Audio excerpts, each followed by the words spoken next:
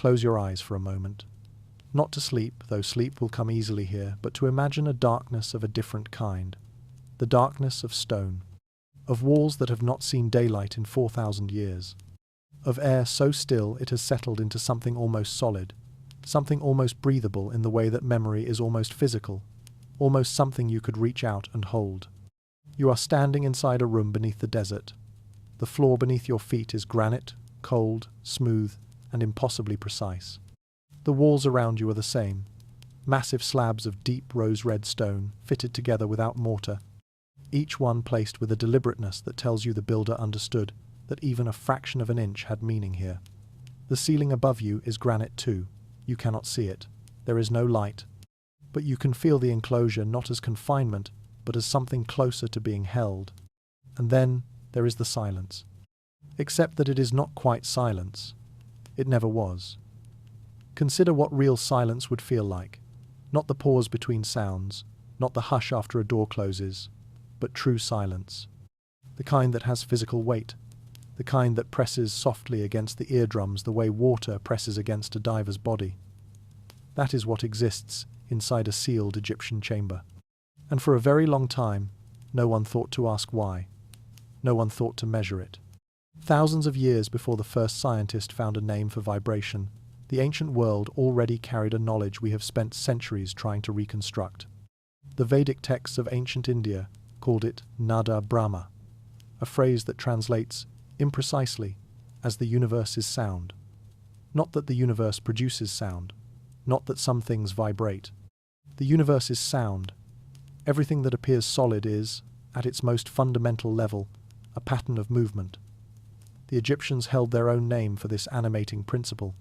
They called it Heka, the primordial energy that preceded creation, the force through which the first breath of the cosmos was expelled. Not symbolically, literally. Sound was creation. Vibration was the mechanism of existence. Modern quantum physics, arriving 4 millennia later by a completely different path, does not entirely disagree. At the subatomic level, every particle of matter is not a thing. It is a frequency, a wave, an oscillation in a field that extends without boundary in every direction. The chair beneath your body, the air moving in your lungs, the granite walls of a pyramid standing in absolute stillness on a plateau above the Nile, all of it, at the level where physics runs out of ordinary language, is vibration. Everything solid is a chord, a note in a composition that has been playing since before the first light in the universe ignited and spread. The ancient Egyptians had no particle accelerators, they had no terminology for quantum fields, but they observed the world with a precision and a patience across an expanse of time that we struggle to fully appreciate thousands of years, during which the same institutions preserved the same hard-won knowledge, passing it forward with a discipline we rarely match. And what they observed, generation by generation, led them to a conclusion they encoded not in language, but in stone. Sound does something to the human body, not as poetry, not as religion, as biology, as measurable physical fact. And if the knowledge is precise enough, if the frequency is right, the room is right, the stone is right, then what sound does to the body is extraordinary. This is not a story about mysticism. It is not about things that cannot be measured.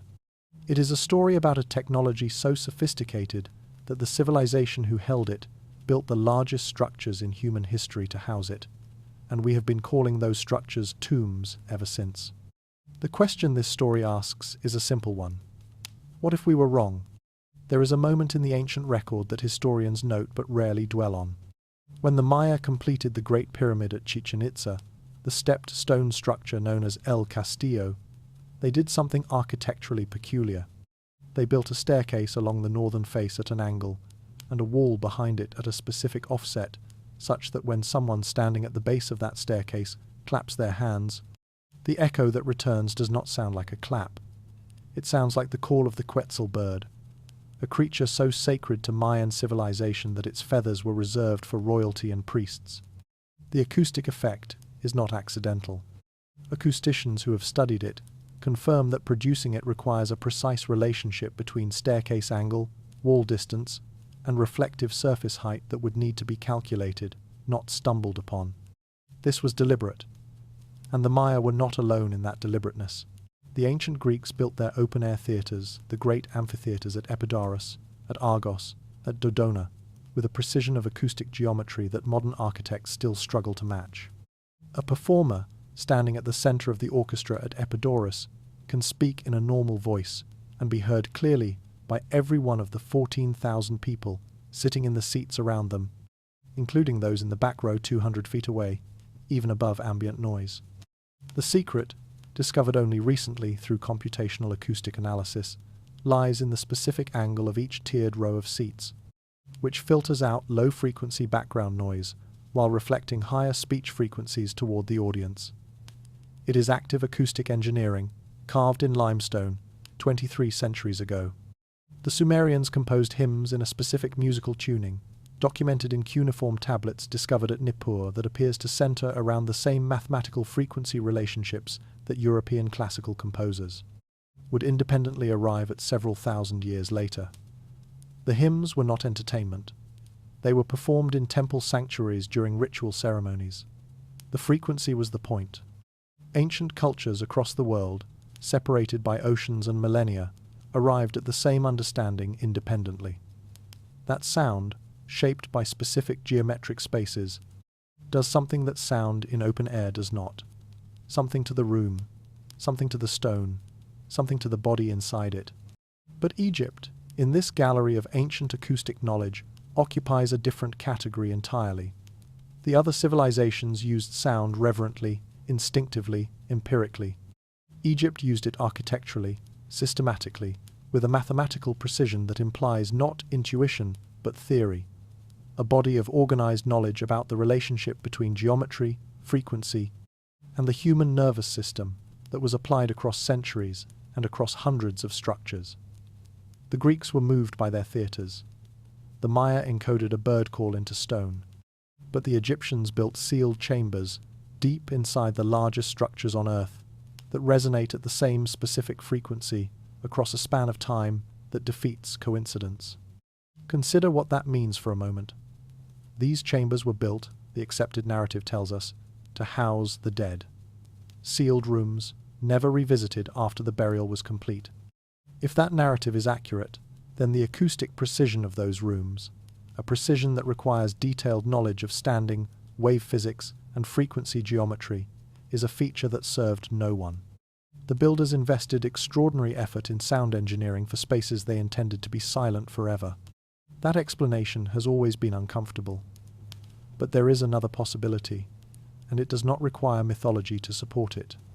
It only requires the acknowledgement of something we have been reluctant to admit, that the Egyptians understood the human body, and what certain frequencies do to it, far more precisely than we have given them credit for. And that what they built inside their most sacred structures was not a resting place for the dead, it was an instrument for the living. Here is a thought experiment. Imagine that you want to alter the state of a human being, their physiology, their perception of time, their mental clarity, the rhythm of their heart without administering anything, without performing surgery, without asking them to believe in anything. No drugs, no doctrine, nothing but the environment they inhabit. How would you do it? If you posed this question to a modern neuroscientist, they would give you a very specific answer. They would tell you about sound, about the precise calibration of acoustic frequencies that interact with the brain's own electrical patterns, the natural rhythms that neuroscientists call brain waves.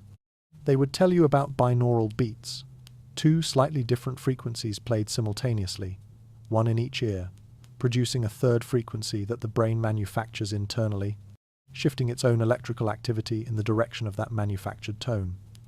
Clinical settings use this technology today. Meditation apps sell it to millions of users. Hospitals employ it to reduce pre-surgical anxiety. The science is well documented, peer-reviewed, reproduced across dozens of independent studies.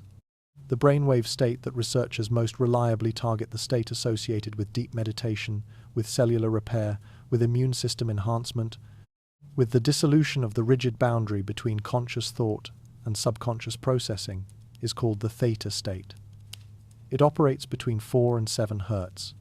To induce it using sound, you need a specific acoustic environment, a room that resonates at a low frequency, that sustains that frequency over time, that encloses the listener completely, so the sound becomes the entire environment rather than a detail within it. In the 1980s, an engineer named Tom Danley was given rare permission by the Egyptian government to conduct acoustic measurements inside the Great Pyramid of Giza. He brought calibrated instruments into the king's chamber, the granite room, positioned at the heart of the structure, and he measured the room's resonant response across the full spectrum of sound frequencies. What he found was a chamber with a highly selective acoustic signature. It did not resonate broadly. It responded powerfully and specifically to a very narrow band of low frequencies. It was, in the language of acoustic engineering, tuned. The dominant frequency at which the king's chamber resonates, when occupied by human bodies that modify the acoustic field, falls in a range between 110 and 111 Hz. That number will recur many times in what follows. Each time it appears, it will mean something slightly different, and slightly more. For now, understand only this. The frequency of 111 Hz is precisely the frequency that clinical binaural beat practitioners use to transition the human brain toward Theta state. Not approximately. Not in the general neighborhood. Precisely. Someone, 4,000 years ago, in the middle of a desert, built a room of a very specific size, from a very specific stone, quarried from 500 miles away, and that room resonates at the exact frequency that modern neuroscience uses to alter human consciousness. This was not an accident, and someone knew exactly what they were building. What follows is an attempt to understand what that means. Before we enter the stone, we need to understand the language the stone was built in. Not hieroglyphics, not the language of gods or kings. The language of numbers, and specifically of a set of numbers, so fundamental to the structure of physical reality that they appear everywhere in the natural world, whether or not any human mind has placed them there. Consider a nautilus shell. You have almost certainly seen one, that elegant spiral of chambered ivory, each new section larger than the last by a consistent, precise ratio. That ratio is approximately 1.618. Mathematicians call it phi, written with the Greek letter phi, and they call it the golden ratio. It is not a human invention. No ancient geometer discovered it and imposed it on nature. It simply exists as a feature of reality, a pattern that emerges wherever growth and efficiency and energy intersect.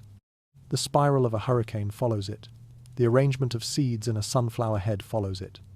The ratio of the distance from your shoulder to your elbow to the distance from your elbow to your fingertips follows it, within a fraction of a percent. The branching of your blood vessels, the shape of the cochlea in your inner ear, the organ that processes sound follows it. The number that produces this ratio is a sequence called the Fibonacci sequence, named after the medieval mathematician who brought it to the attention of European scholars, though it existed in Indian mathematics centuries earlier. Start with 1, add 0 and 1, 1.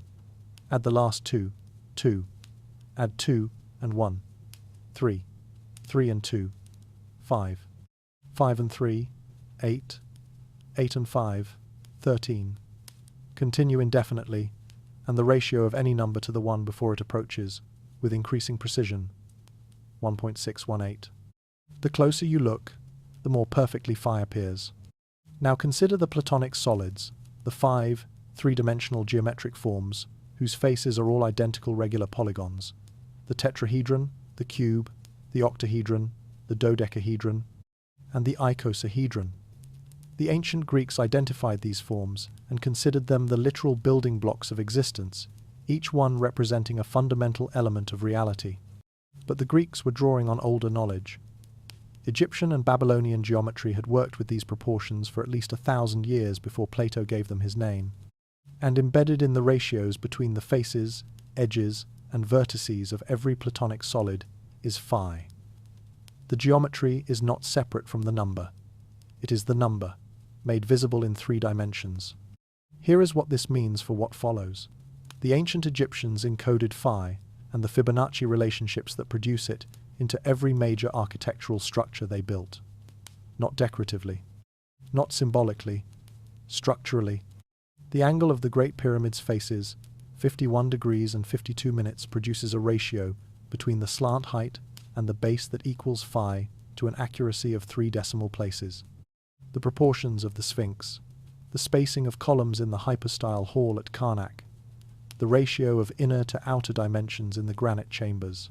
All of them reflect the same underlying mathematical constant, applied with a precision that cannot be explained by aesthetic preference or primitive approximation.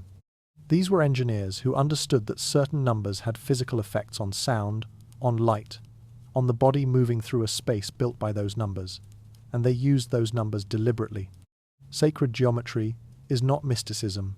With better marketing, it is the observation that certain mathematical structures appear in reality independent of human will, and that spaces built on those structures behave differently than spaces that are not. The Egyptians were not the last civilization to notice this, but they were among the first to build accordingly. In 1967, a Swiss physician and natural scientist named Hans Jenny placed a thin metal plate on an oscillator and covered the plate with sand. Then he turned the oscillator on. What happened next took several years to fully understand. As the plate vibrated, the sand moved. It organized itself. Not randomly, not the chaotic spreading you might expect, but into precise, symmetrical geometric patterns. Different frequencies produced different patterns. Lower frequencies produced simple forms, rings, star shapes, grids, with a small number of divisions. As the frequency increased, the patterns became more elaborate, more nested, more intricate. Some produced forms with fourfold symmetry, some with sixfold symmetry, some with 12. Jenny called this phenomenon Cymatics, from the Greek chyma, meaning wave, and he spent the rest of his career documenting it. The principle behind cymatics is not mysterious. It is physics.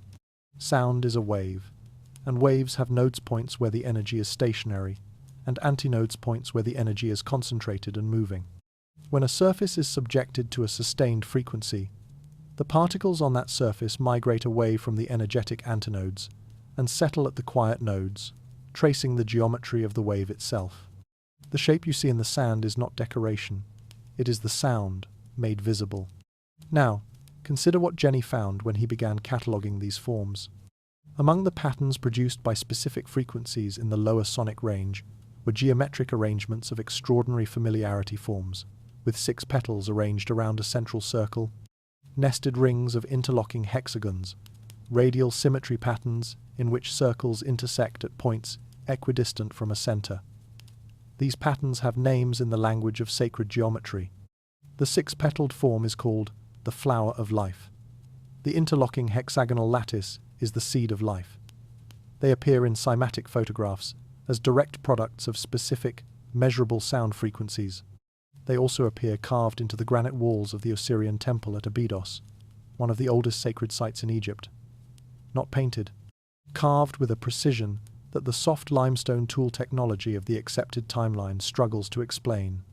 Carved into granite walls that also happen to line the interior of a chamber with a documented resonant frequency in the low 100 Hz range.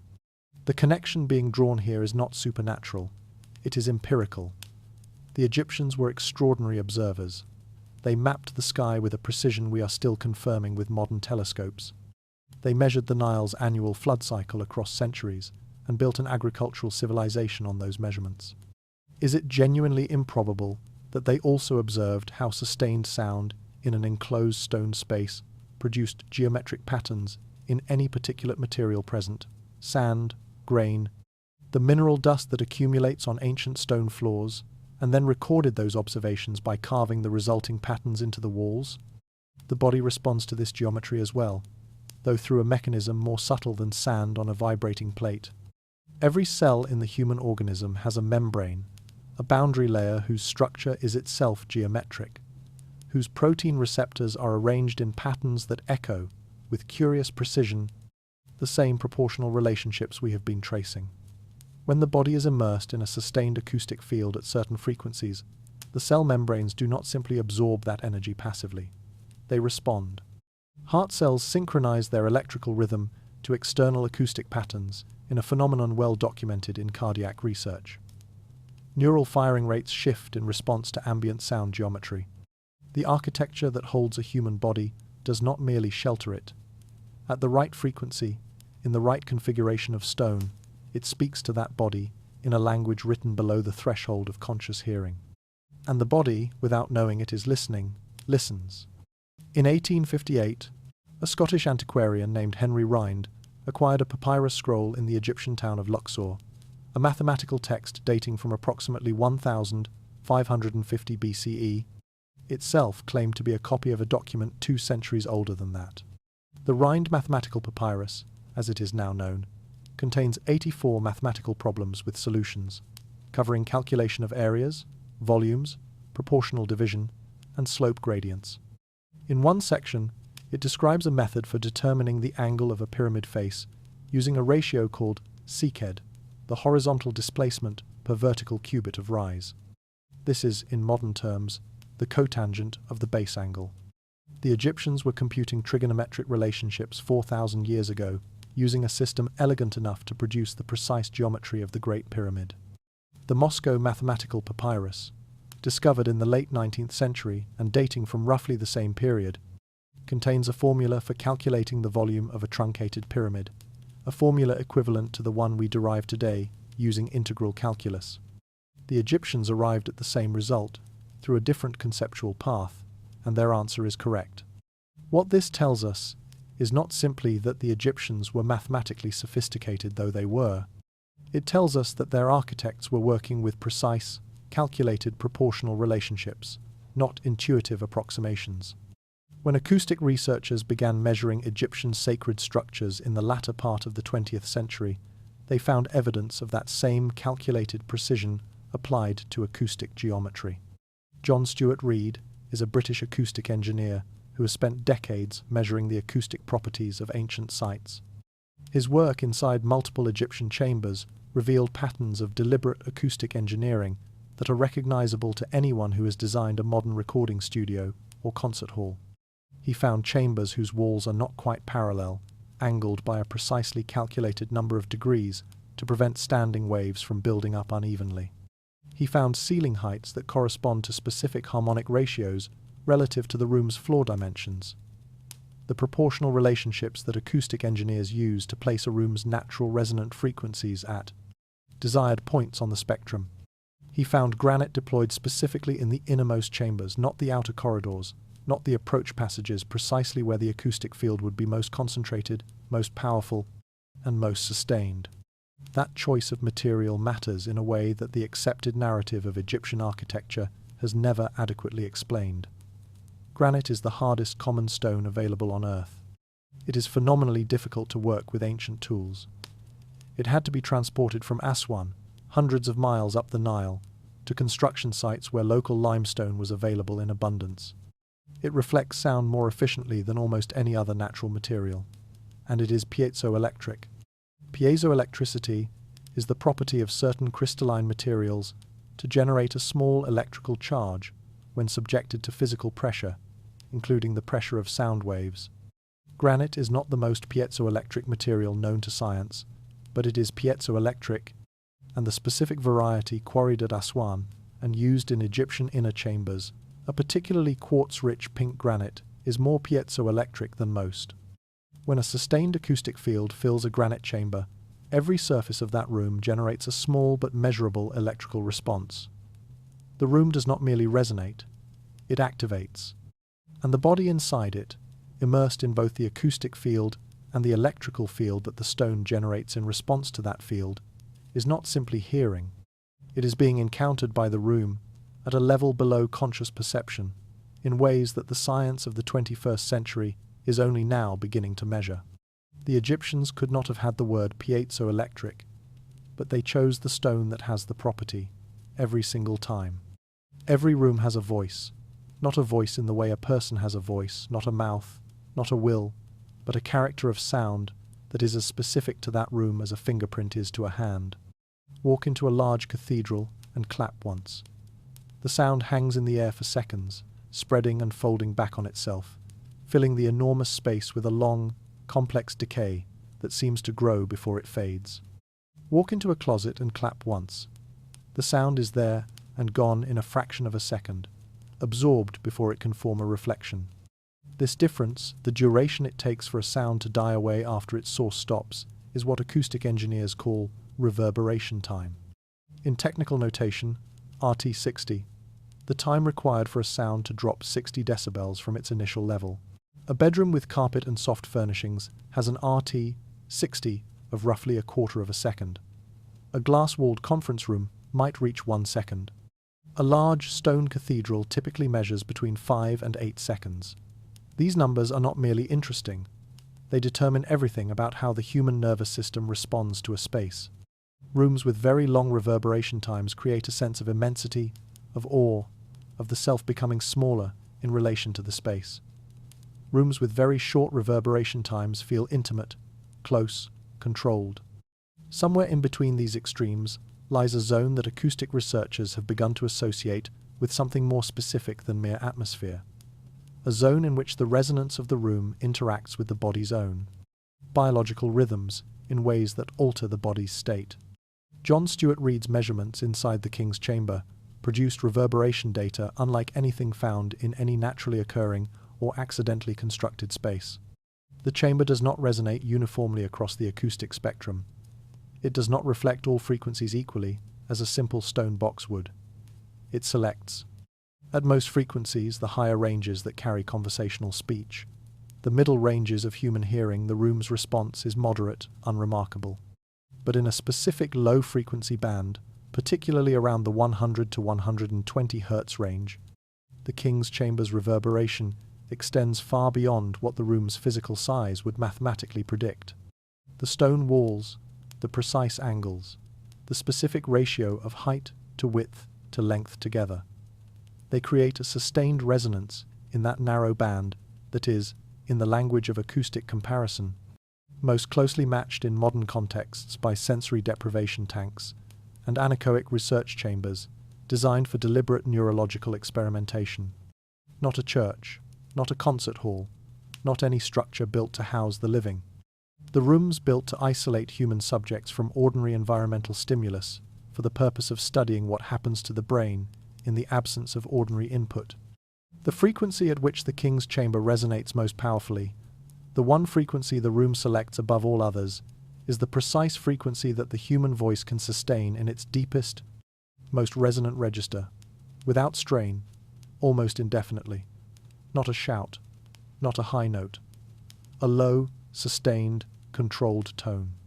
The note that a chanting voice finds naturally when it searches for the sound that fills the room rather than bouncing off it.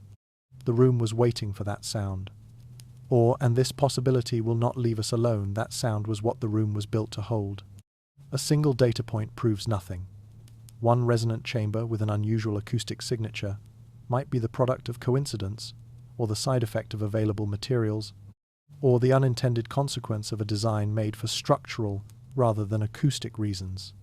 But what happens when you measure the acoustic signature of 11 different chambers across 7 different sacred sites, built across a span of 400 years by different builders for ostensibly different purposes, and you find the same frequency in all of them?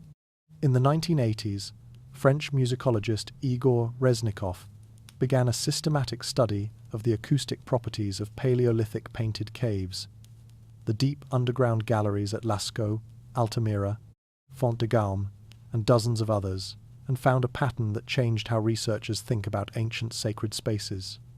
The density of painted imagery in these caves was not distributed randomly. It clustered, with a consistency too strong to dismiss, in the locations within each cave where the natural resonance of the rock was most powerful. The painters were not decorating walls. They were marking the places where the cave sang. Reznikov's work, controversial at first, has since been replicated and extended across prehistoric sites on multiple continents. The same logic, applied to Egyptian sacred architecture with modern acoustic instruments, yields results that Reznikov's cave work prefigures. When researchers measured the acoustic signatures of the inner sanctuaries at Karnak, at the Seti I temple at Abydos, at the Dendera complex near Luxor, and at the underground Serapeum at Saqqara, a pattern emerged that strains the conventional vocabulary of coincidence. Across all these sites, and across others since added to the measurement record, the dominant resonant frequency of the innermost sealed chamber, the room deepest inside each structure, furthest from the entrance, most elaborately constructed, most densely covered in inscriptions, fell within a narrow band, predominantly between 80 and 120 Hz, and within that band, one specific frequency appeared with a consistency that no acoustic analysis of randomly constructed spaces could explain. 111 Hz. It appeared at Karnak, at Abydos, at Dendera, at Saqqara, in chambers built centuries apart by administrations that changed multiple times over the span of their construction, in chambers made for gods, for kings, for rituals, for offerings each different in stated purpose, but identical in their acoustic signature. The architectural mechanism behind this consistency is visible in the physical evidence. Many of these chambers share a construction technique that acoustic engineers recognize immediately. The ceiling stones are slightly shorter in one dimension than the floor plan, creating a room whose cross-section is not quite rectangular. This is not a structural anomaly. It is a tuning technique, one that allows the builder to shift the room's dominant resonant frequency in a precise direction. You make the room fractionally non-rectangular in a calculated way, and the room's resonance moves to the frequency you intended. It requires understanding the relationship between spatial geometry and acoustic frequency. It requires calculation. It requires knowing, before the stone is placed, what the stone will sound like when it is. This is not primitive construction. This is not happy accident. This is acoustic engineering executed in silence, in stone, across centuries, by a tradition that understood something we are still struggling to articulate, that a room can be an instrument, that the inside of a building can be as precisely tuned as the inside of a violin, and that the frequency to which you tune it determines what it does to the body that inhabits it. There is a site at Saqqara, a few kilometers southwest of Cairo, that does not fit comfortably into any existing framework for understanding ancient Egypt. It is called the Serapeum, and the deeper you go into it, the harder it becomes to hold the comfortable explanations together. The Serapeum is an underground complex, a network of tunnels cut into the living bedrock, branching from a main corridor into a series of side chambers. Each side chamber contains a granite box, not a stone chest, not a carved ornament, a box of extraordinary size and extraordinary precision, each one hewn from a single block of Aswan granite, roughly 4 meters long, 2 meters wide, and 2.5 meters deep. The smallest of these boxes weighs approximately 60 tons. The lids, which in most cases have been pushed aside and now lean against the walls of the chambers, weigh between 25 and 30 tons individually. Modern engineers who have examined these boxes have found something that they cannot quite reconcile with the accepted timeline of Egyptian technology. The interior surfaces of the boxes are flat to a tolerance of approximately 0.02 of an inch, 0.05 of a millimeter, across their entire volume. This means that if you placed a precision machinist's straight edge against any interior wall of any of these boxes, at any angle, the gap between the straight edge and the stone would be invisible to the naked eye. The surfaces are not merely smooth. They are flat in the engineering sense, flat to tolerances that a modern CNC machining center, operating at the upper boundary of its precision, would consider a satisfactory outcome. No mummies were ever found inside these boxes. No inscriptions identify them as tombs. No tomb furnishings, the canopic jars, the ushabti figures, the jewelry and food offerings that accompany every documented royal burial in Egypt were ever recovered from the Serapeum. The dominant academic theory, the one taught in Egyptology courses and written in museum placards, is that the boxes were elaborate coffins for the sacred Apis bull mummified cattle that the Egyptians considered living incarnations of the god Ptah. The bull was revered. The bull received burial with ceremony. But the engineering investment required to produce these boxes, each representing a quantity of precision stonework that would challenge a modern quarry operation, is wildly, almost comically disproportionate to the task of housing an animal, however sacred. Now, consider the acoustic dimension. Each of these boxes, when struck with an open hand against the exterior wall, produces a tone. A clean, sustained, resonant tone that hangs in the air of the underground chamber for several seconds before decaying.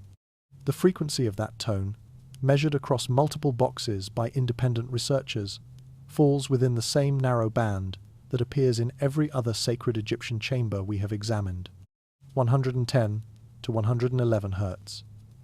Each box is, in its acoustic behavior, a tuning fork. A tuning fork carved from 60 tons of precisely machined granite, placed in an underground room whose walls amplify and sustain the same frequency that the box produces. The academic explanation does not touch the acoustic dimension.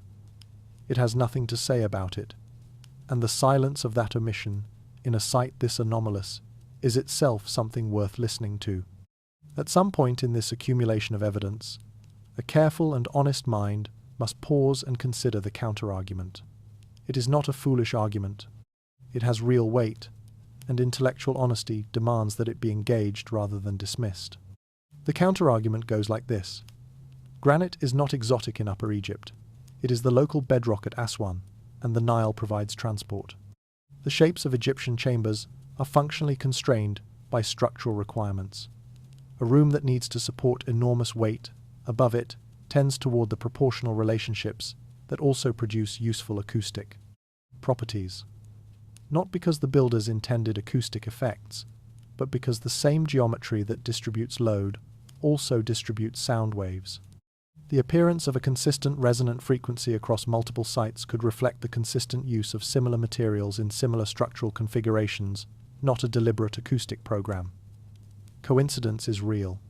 Pattern finding is a deep human instinct, and sometimes the patterns we find are the ones we brought with us. This is a reasonable argument. It deserves a direct response. The first response is material. The Egyptians used granite exclusively in the innermost chambers of their major sacred structures, not in the approach corridors, not in the outer walls, not in the structural elements that bear the heaviest loads. The heaviest loads are borne primarily by limestone, which is both more abundant and easier to work. The granite is concentrated precisely where the acoustic field would be most intense and most sustained. Deep inside the structure, enclosed on all sides, furthest from any source of external sound. If the granite choice was structurally motivated, it should appear in the load-bearing elements. It does not. It appears in the listening room. The second response is geometric. The elimination of parallel wall surfaces in Egyptian inner chambers, a feature found at multiple sites, has no structural explanation. Parallel walls are easier to build. They are the path of least resistance for anyone working with rectangular stone blocks. Building a room whose walls are deliberately non-parallel by a precisely calculated number of degrees requires additional planning, additional measurement, and additional labor for no structural gain. The only reason to do it is acoustic. Non-parallel surfaces eliminate flutter echo and allow the room's resonance to be tuned to a specific frequency. The builders did extra work to achieve an acoustic outcome. The third response is statistical. 11 chambers across 7 sites clustering within the same narrow frequency band of 110 to 111 Hz. A frequency range spanning approximately 2 Hz out of a theoretical acoustic spectrum of thousands. If the frequency were simply a product of available materials and typical construction proportions, we would expect to see a much wider distribution of resonant frequencies across these sites, centered on some average value.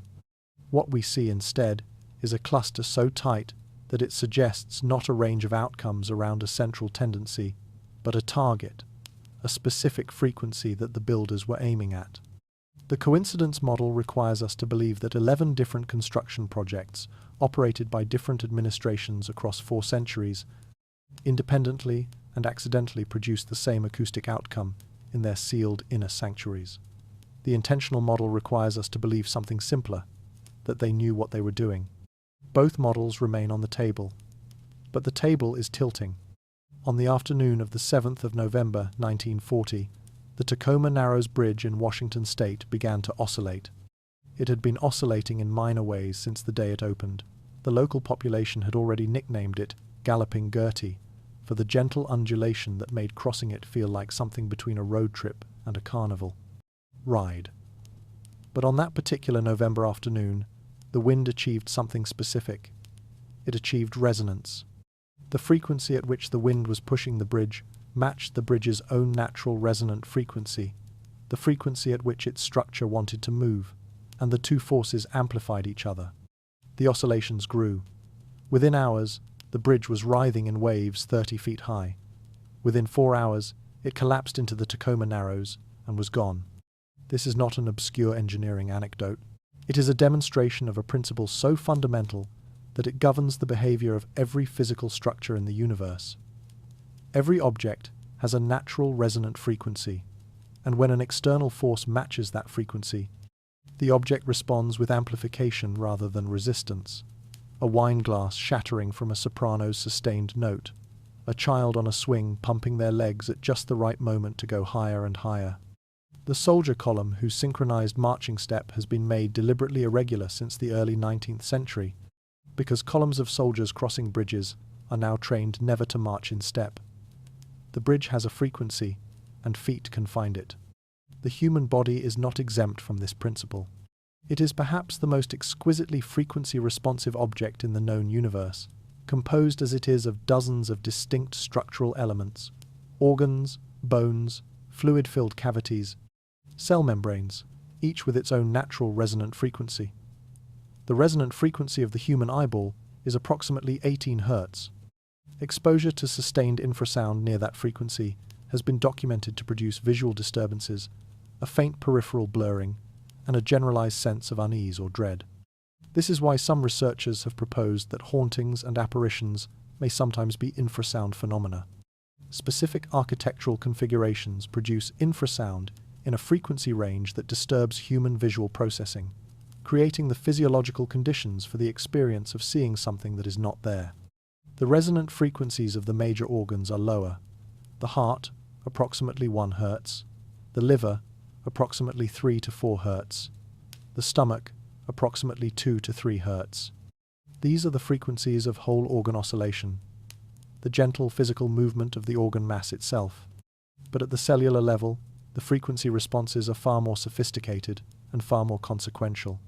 Dr. Bruce Lipton spent years in the 1980s and 1990s researching cellular membrane biology, and arrived at a conclusion that the mainstream scientific community has been slowly absorbing ever since. The cell membrane is not a passive container, it is a signal processing device. Its surface proteins are exquisitely sensitive to environmental signals, chemical, electromagnetic, and acoustic, and the information they receive determines which genes get expressed. The body is not a machine that processes information from the inside out. It is a receiver processing information from the outside in, and that information includes the frequency environment in which it exists.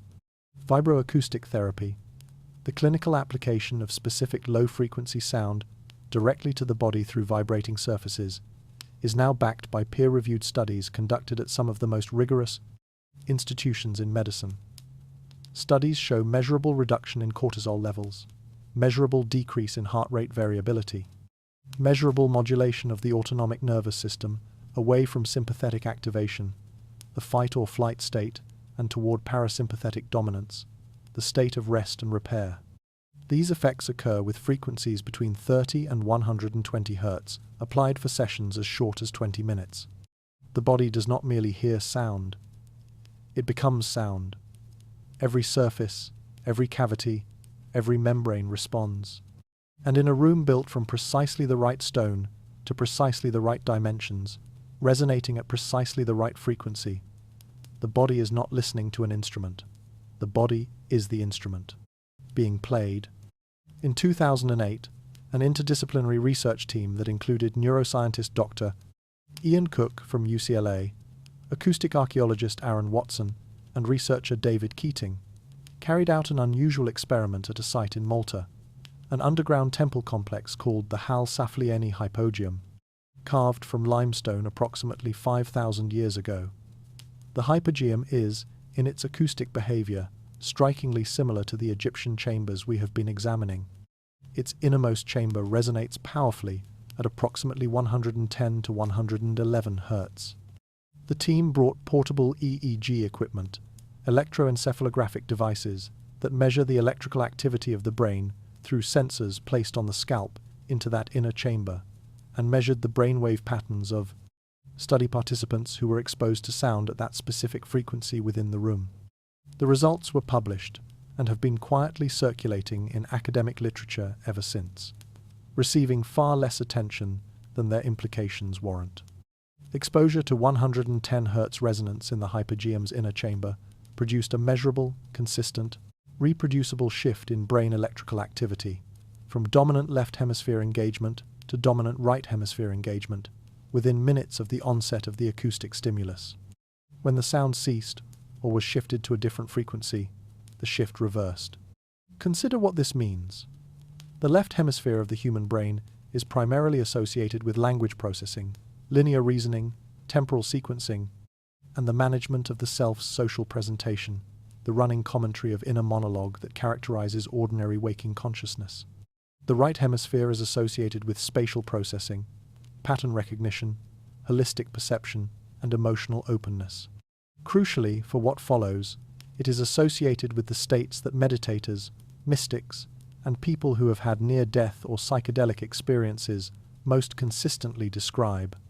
The dissolution of the sense of being a separate self, the perception of complex patterns in what previously appeared random, the sensation of accessing a kind of knowing that bypasses verbal reasoning. These brainwave states correspond roughly to what neuroscientists call alpha and theta. Alpha, 8 to 13 Hz, is the state of relaxed alertness, the mind wandering but receptive.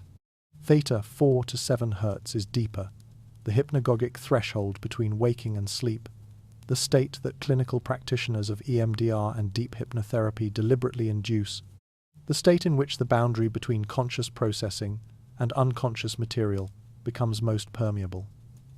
In Theta, the immune system's repair functions are maximally active. Cortisol is at its lowest. Human growth hormone is at its highest. The body is, in the most biological sense, rebuilding itself. The acoustic stimulus at 110 Hz did not directly produce these brainwave states. It shifted the brain's laterality, its balance of activity between the two hemispheres, in a direction that makes those states significantly more accessible. Combined with the other features that characterize the environment of an Egyptian inner chamber, complete darkness, physical isolation from external sound, the enclosure of stone walls that sustain the resonance over long periods, the conditions for reliably inducing deep theta states are fully assembled. This is not speculation about what might theoretically occur. This is what the instruments measured in a 5,000-year-old underground chamber, in the presence of a research team with portable EEG equipment and a specific acoustic frequency that the ancient builders, for reasons the mainstream narrative has never coherently explained, chose to encode into the very bones of their most sacred rooms. The brain responds. The question is whether the builders knew it would. There is a state of consciousness that occupies the borderland between waking and sleep, a threshold that most people cross twice a day without noticing, falling into it as sleep approaches and rising through it as waking returns. In that threshold, ordinary consciousness does something unusual. It loosens. The tight governance of the prefrontal cortex, the brain region associated with self-monitoring, logical sequencing, and the management of social identity, relaxes its hold. The subcortical regions, which process pattern, imagery, emotion, and the kind of knowledge that arrives complete without logical derivation, become more accessible. People in this state often report experiences of unusual clarity, sudden understanding, or imagery of vivid specificity. Meditators who learn to stabilize this state and remain in it describe it as among the most creatively and perceptually rich zones of human experience. Science calls this the theta brainwave state. Its frequency range is 4 to 7 Hz oscillations of electrical activity in the brain that can be measured on any clinical EEG machine. Its physiological signature is well documented. In theta, the adrenal axis quiets.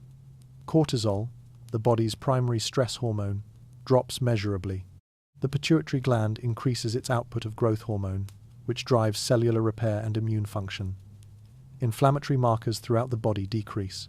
The autonomic nervous system shifts from the sympathetic mode, vigilance, readiness, resource expenditure, toward the parasympathetic mode, restoration, repair, replenishment. The body in theta is not conserving energy. It is spending it on healing. Now return to the ancient Egyptian conception of the afterlife, not as a place, but as a journey. The duat, in Egyptian cosmology, is the realm that the soul traverses between death and rebirth, or spiritual transformation. The texts that describe this traversal, the pyramid texts, among the oldest religious documents in human history, inscribed on the walls of burial chambers at Saqqara, describe it in phenomenological terms of remarkable consistency. The soul descends into darkness through a narrow passage. Ordinary thought and social identity dissolve. The body registers vibration, a sense of the physical boundaries of the self becoming less certain. An internal light appears in the absence of external illumination, a phenomenon well documented in modern descriptions of theta and delta states, in which the visual cortex, deprived of external input and entrained by acoustic resonance, produces its own imagery. The soul emerges into a state of profound knowing, clarity, and transformation that the texts insist cannot be intellectually derived, it can only be undergone. This is not mythology. It is phenomenology, the description of an experience as it feels from the inside. And it matches, with a specificity that is uncomfortable to dismiss, the recorded phenomenology of human beings who have been placed in precisely the conditions that the Egyptian inner chambers were designed to create. Isolated in darkness, immersed in sustained low-frequency resonance, held in enclosure until the brain's governing structures relax and the deeper biology of healing and perception asserts itself. The Egyptian Book of the Dead was never a guide to dying. It was a map of a territory that the living could enter, and were, in these chambers, systematically brought to enter. A guide to the state that the architecture was built to produce. A guide to becoming not less alive, but more. Stand outside the Great Pyramid of Giza and look up. The scale defeats ordinary perception. The structure is taller than a 40-story building, and the base covers an area larger than 10 football fields arranged side by side. And somewhere inside that inconceivable volume of stone, roughly 1/3 of the way up from the base, there is a room. Not a shaft, not a passage, a room. A room with a flat floor, 4 walls, and a flat ceiling. A room built from a specific type of stone, quarried 500 miles away. A room whose dimensions, when measured, are not round numbers, not convenient approximations, but the precise outputs of a set of mathematical ratios applied with extraordinary care. The room is 10.47 meters long, 5.23 meters wide, 5.81 meters high. These numbers are not arbitrary. The ratio of length to width is almost exactly 2:1. The ratio of the diagonal of the floor to the height of the room produces the golden ratio to 3 decimal places. The ratio of the room's total surface area to its total volume encodes a relationship that appears in the orbital calculations of Venus, the planet, the Egyptians associated with their goddess of love, rebirth, and the cyclical return of light. The room is positioned not at the base of the pyramid, where placement would minimize construction effort, and not at the summit, where symbolic elevation might justify the difficulty of placement, but at a mathematically specific intermediate point, whose relationship to the pyramid's total height encodes the same proportional constants as the room's internal dimensions. The stone itself is entirely from Aswan, not some of it, all of it. Every wall, the floor, the ceiling, 105 granite blocks, each transported upriver from a quarry more than 800 kilometers away. Each worked to a standard of surface precision that modern stonecutters acknowledge as exceptional. There is no structural reason to use granite. The pyramid's limestone, which makes up the overwhelming bulk of its mass, is more than adequate for structural support. The granite serves no load-bearing function that the limestone could not serve. Its properties that distinguish it from limestone, its acoustic reflectivity, its piezoelectric response to sonic pressure, its far greater hardness and density are properties that matter acoustically, not structurally. Someone made a specific decision. They could have built this room from the stone that was everywhere around them, at a fraction of the effort. Instead, they quarried the hardest, most acoustically resonant, most piezoelectrically active stone available at any distance, transported it 800 kilometers, and placed it in a sealed room at the mathematical center of the largest structure they would ever build. They executed this decision with a precision that commands respect, even from engineers working with modern instruments. And they did it once, in one room, in one building, with a finality that suggests they considered the outcome exactly what they had intended. What is it about this room that justified that investment? What was it built to do? The answer is encoded not in the inscriptions on its walls, there are none, but in the behavior of sound inside it. And that behavior is, by any measure, extraordinary. When Tom Danley set up his acoustic measuring equipment inside the King's Chamber in the 1980s, he was looking for engineering data, the kind of information that might help explain how the pyramid was built, or what functions its internal spaces served. What he found instead was evidence of a level of acoustic engineering that he had not expected to encounter in a structure 4,000 years old. The King's Chamber, when empty of all living bodies, resonates most powerfully at approximately 440 Hz. That is the musical note A, the same reference pitch that modern orchestras tune their instruments to before a performance. Whether this is significant or coincidental is a question worth sitting with, but it is not the measurement that matters most. The measurement that matters is what happens when the room is occupied. The human body is, acoustically, a significant absorber of sound. Specifically, the body absorbs high and mid-range frequencies more efficiently than it absorbs low frequencies. The physics of this are related to the relationship between the acoustic wavelength and the physical dimensions of the absorbing object. When multiple human bodies occupy an enclosed space, they shift the effective resonant characteristics of that space downward in frequency toward the low end of the spectrum that they absorb least efficiently. When the King's Chamber is occupied by several people, its dominant resonant frequency shifts. It does not shift randomly. It does not shift to an approximation of some lower frequency.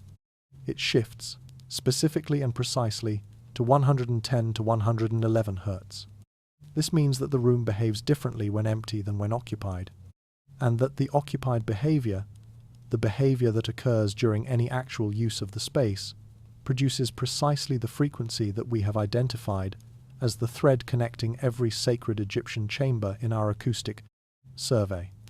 The room was not designed to resonate at 440 Hz.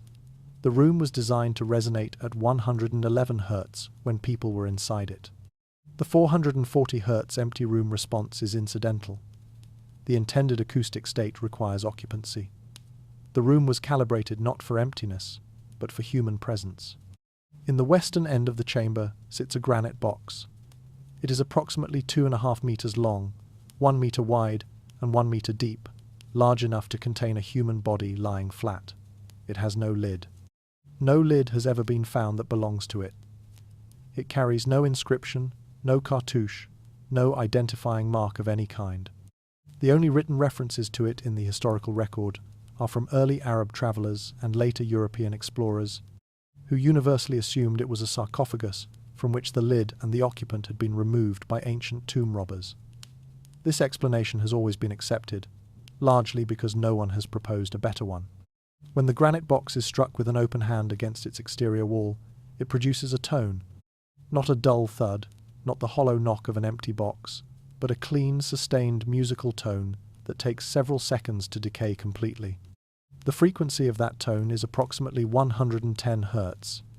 It is, to within the margin of measurement error, the same frequency to which the room itself is tuned for occupied resonance. The box is a tuning fork carved from solid granite, placed inside a room built to amplify and sustain the exact frequency it produces, in a structure whose entire architectural system is oriented around the properties of that one frequency. It was not left over from a burial. It was installed as a component of a system. The room is the instrument. The box is the calibration device. The frequency is the point. In 1765, a British diplomat and amateur archaeologist named Nathaniel Davison squeezed through a narrow passage above the King's Chamber and discovered something no European had previously documented: a low, horizontal space extending across the full ceiling of the room below, separated from it by the same massive granite ceiling slabs. The space was barely more than a meter high, strewn with bat droppings, and appeared to serve no obvious purpose. Davison named it after himself and noted it in his travel journal.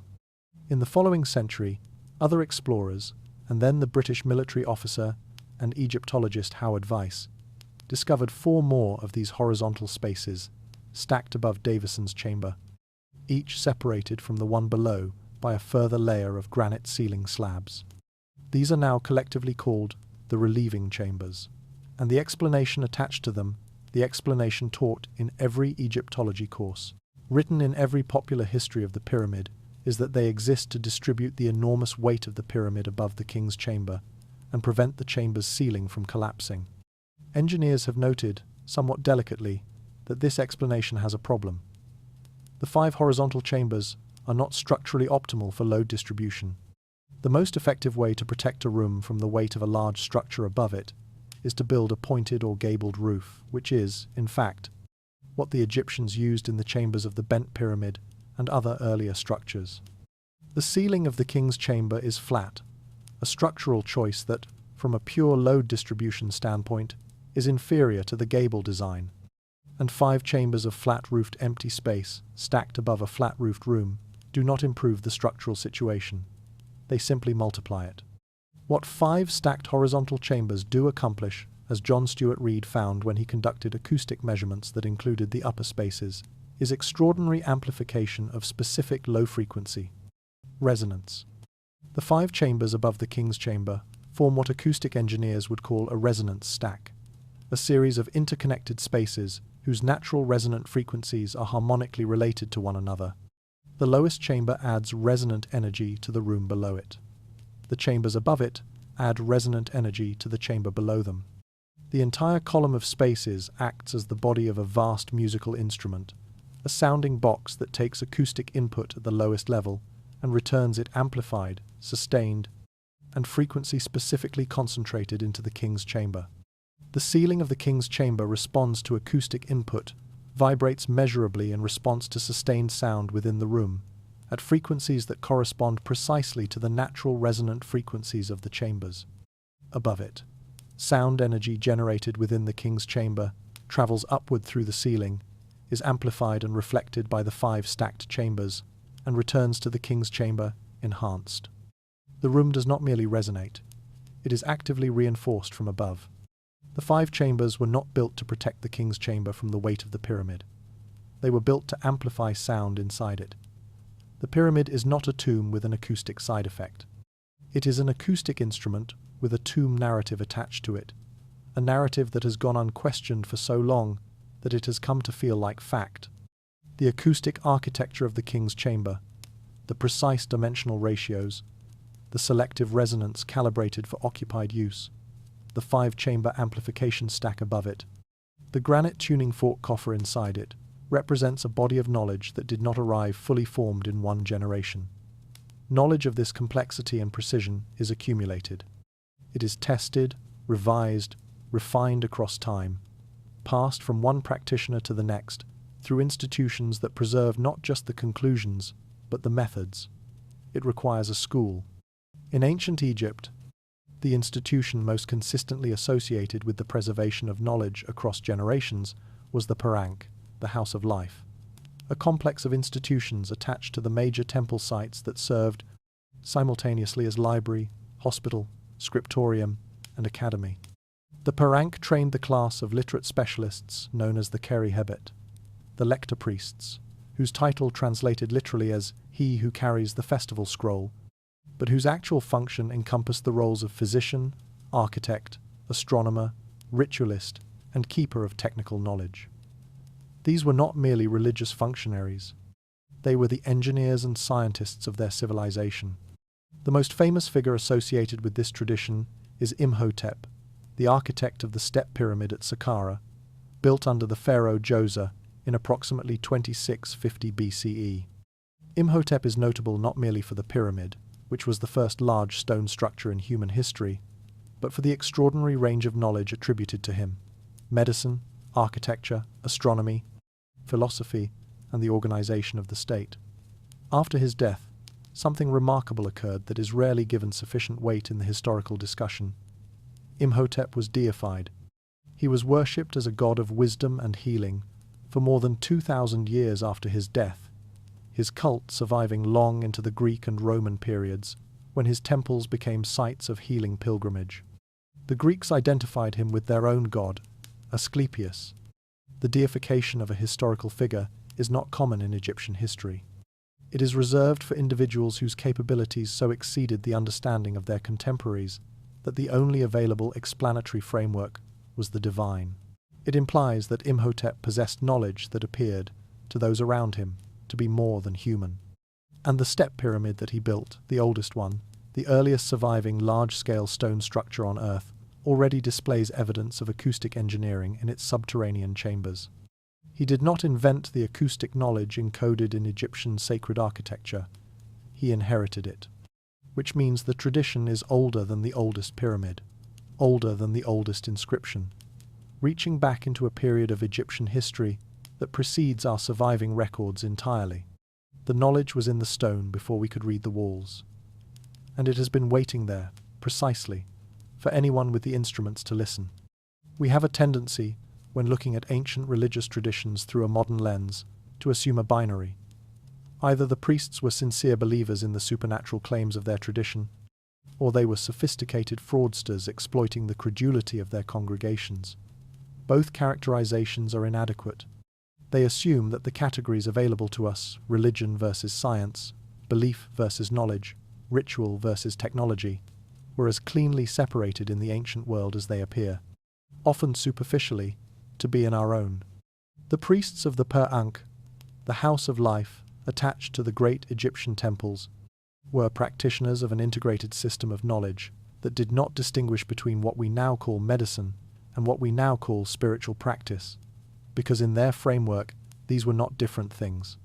They were different applications of the same underlying knowledge about how the human organism interacts with its environment, including its sonic environment. The medical papyri that survive from ancient Egypt contain treatments of extraordinary sophistication for their stated time period, including surgical techniques, pharmacological preparations, and diagnostic methods that modern physicians find technically coherent. The same bodies of text contain instructions for sound-based healing practices that the conventional narrative has classified as ritual magic and set aside. The ritual known as the Henu, documented in inscriptions across multiple tomb and temple walls, involved sustained vocalization within enclosed stone sanctuaries. The tones used in the Henu were not improvised or spontaneous.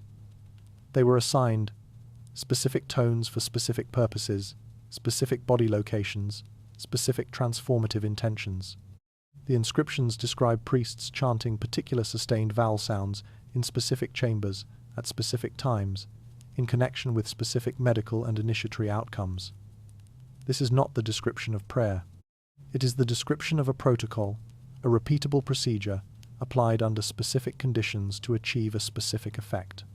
The jade pillar is one of the most ancient and most widely distributed symbols in the entire Egyptian iconographic record. It appears at sites spanning the full chronological range of Egyptian civilization, from the early dynastic period to the late Roman era. The form of the jade is distinctive. A vertical column with a broad base, tapering upward through a series of horizontal bands, and terminating in a capital of parallel horizontal members that extend outward from the shaft, like the leaves of a plant or the lateral processes of a vertebra. It is typically described in Egyptological literature as a pillar representing stability, the stability of the cosmic order, the stability of the king's rule. But look at the form again, without the label.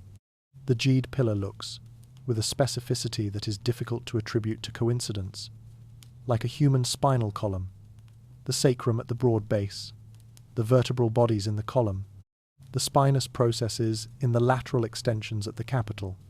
And every ritual in which the jade pillar plays a central role involves sustained chanting or vocalization, always focused at the vertical midline of the human body, always accompanied by physical gestures directed at the chest and spine.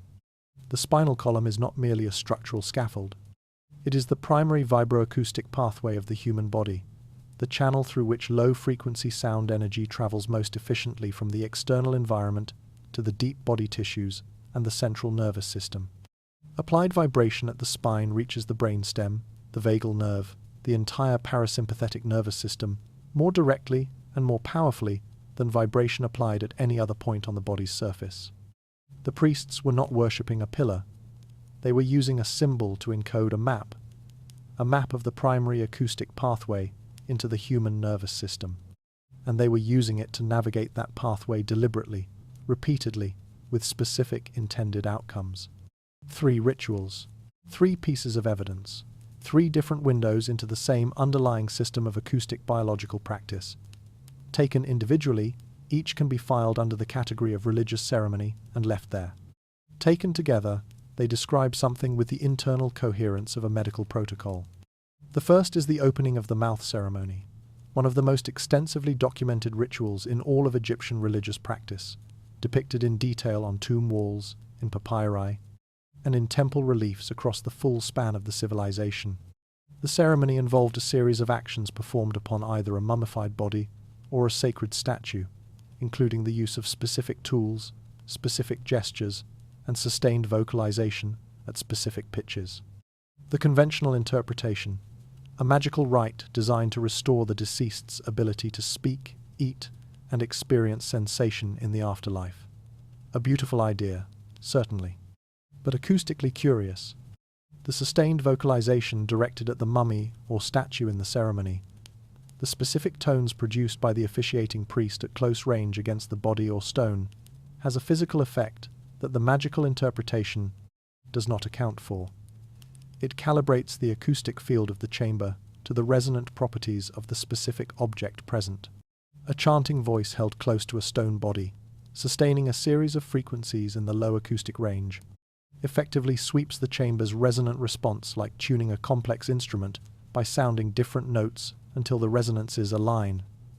The priest was not restoring the dead person's ability to speak. The priest was setting the acoustic environment of the sealed chamber to the frequency that would maximize the resonance appropriate to that particular room, with that particular stone configuration, for whatever purpose the chamber was designed to serve. The ceremony was not magical. It was calibration. The second is the hymn to the rising sun, performed daily at dawn in the innermost sanctuary at Karnak, a vast complex of temples built and expanded across more than 2,000 years on the east bank of the Nile at Luxor. The innermost sanctuary at Karnak is aligned with extraordinary precision to the sunrise on the winter solstice, the moment when the sun's light enters the sanctuary along a direct line through successive doorways, illuminates the sacred statue or the altar within. The hymn that accompanied this event was not sung in the open courtyard. It was performed in the innermost chamber at the moment the light arrived. Acoustic analysis of the Karnak sanctuary's parabolic inner wall surfaces shows that they focus sound toward the chamber's center in a manner directly analogous to the focusing of light by a parabolic mirror. The chanting of a priest positioned at the back of the outer sanctuary would be acoustically concentrated and projected forward by those curved wall surfaces, arriving at the innermost chamber with amplified intensity at precisely the moment the visual spectacle of the solstice light reached its peak. Light and focused sound meeting simultaneously at the sacred center of the most important temple complex in Egypt. For what purpose? The third ritual concerns the documented healing temples of Sekhmet, the lion-headed goddess associated in the Egyptian mythological system with both the destruction of disease and the restoration of health.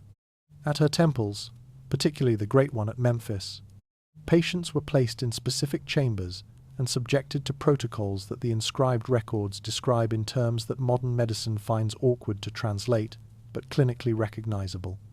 Specific tonal treatments, isolation in darkness, prescribed periods of stillness in stone enclosures, with documented outcomes for conditions that the inscriptions describe in ways consistent with neurological inflammation, chronic pain syndromes, and what we might today call severe anxiety disorder.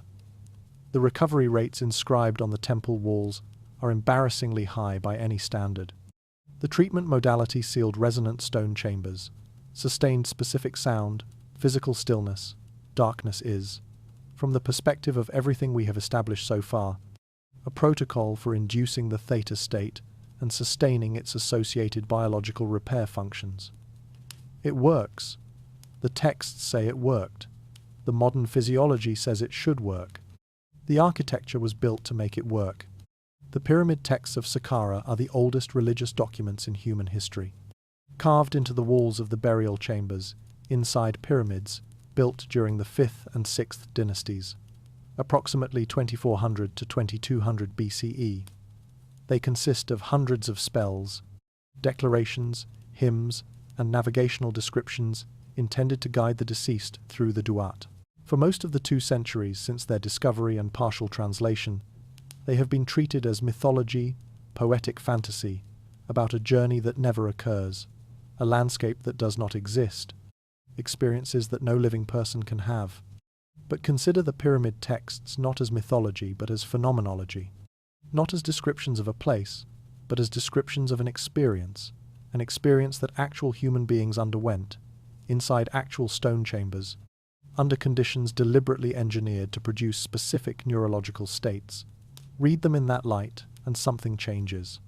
The descent into darkness, not metaphor, but the physical act of entering a sealed underground space where no light penetrates.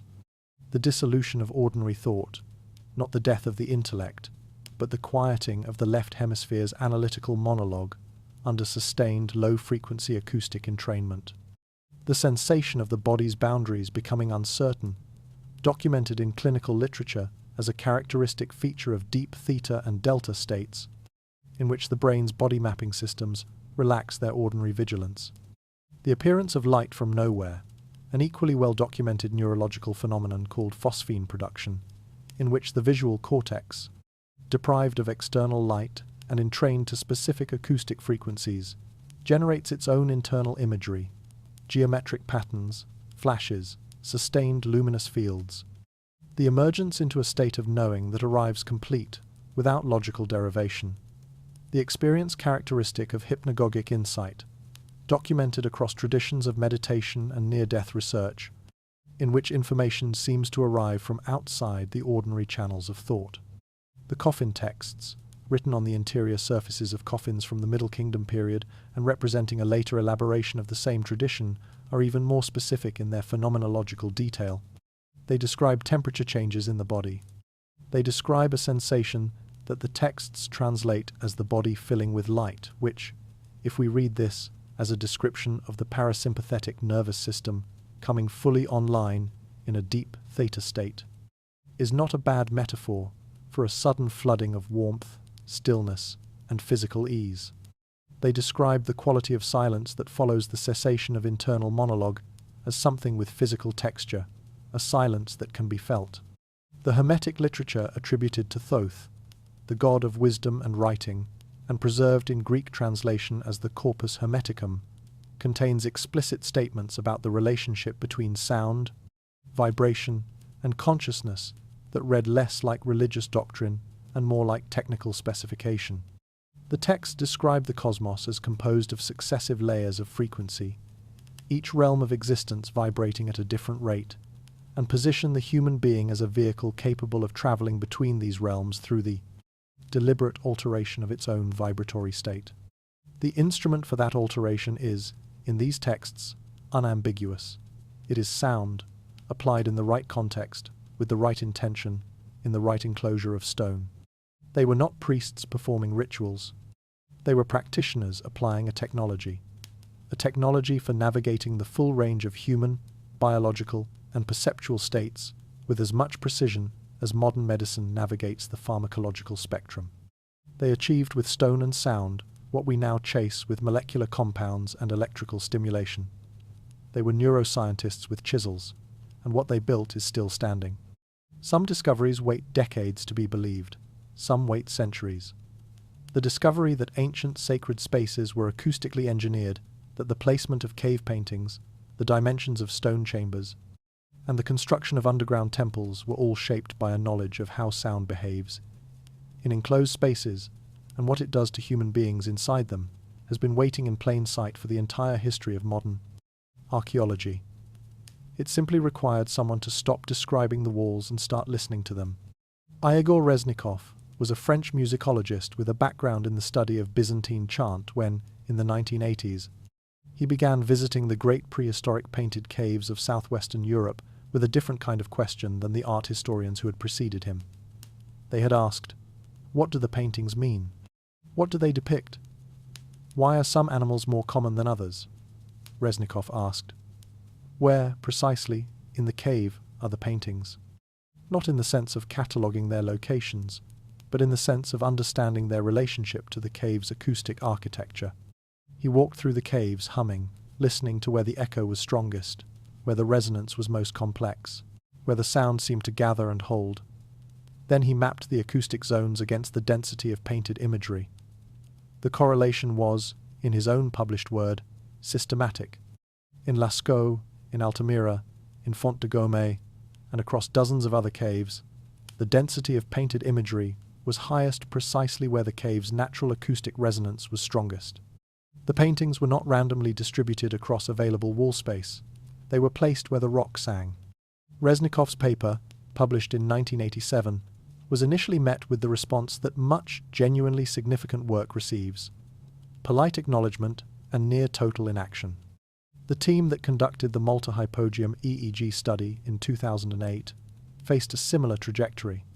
Their work was methodologically sound, a small study, limited by the constraints of working in an active archaeological site with portable equipment, but internally rigorous, producing a statistically significant result that any peer-reviewed journal in neuroscience or cognitive science would ordinarily consider publishable. The result received limited academic attention. The interdisciplinary nature of the work, it required expertise in acoustic physics, archaeology, and clinical neuroimaging, simultaneously made it difficult to place in any single academic journal's scope. It was published, it was cited, and it was largely set aside by the academic communities in whose territory it fell, each of which could plausibly consider it the other's problem. John Stuart Reid is perhaps the most persistent of this small cohort of researchers. An acoustic engineer by training, Reid developed the Cymoscope, a high-resolution device for capturing cymatic patterns produced by specific frequencies in specific media, and spent years obtaining permission to conduct in-situ acoustic measurements inside Egyptian sacred sites, including the King's Chamber.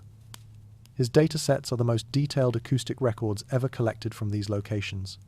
His publications, primarily through independent acoustic research channels rather than mainstream archaeology journals, have been noticed and engaged with by a growing number of researchers in adjacent fields. The archaeology establishment has been more cautious. The field these researchers occupy is called Archaeoacoustics, the study of the acoustic properties of ancient sites as evidence of intentional design. It is small. It is underfunded relative to its significance. Its practitioners regularly encounter institutional resistance that has less to do with the quality of their evidence than with the magnitude of the implication that the structures whose purpose modern scholarship thought it had established centuries ago were not built for the purposes attributed to them. Revising that conclusion requires revising a great deal of what followed from it, and institutions prefer addition to subtraction. But the evidence is not diminished by the resistance. It sits in the stone, measurable, reproducible, waiting, and the instruments for reading it grow more precise each year. Set aside every interpretive framework for a moment. Set aside the question of ancient intention, of priestly knowledge, of lost civilizations and encoded wisdom. Set aside everything except the measurements.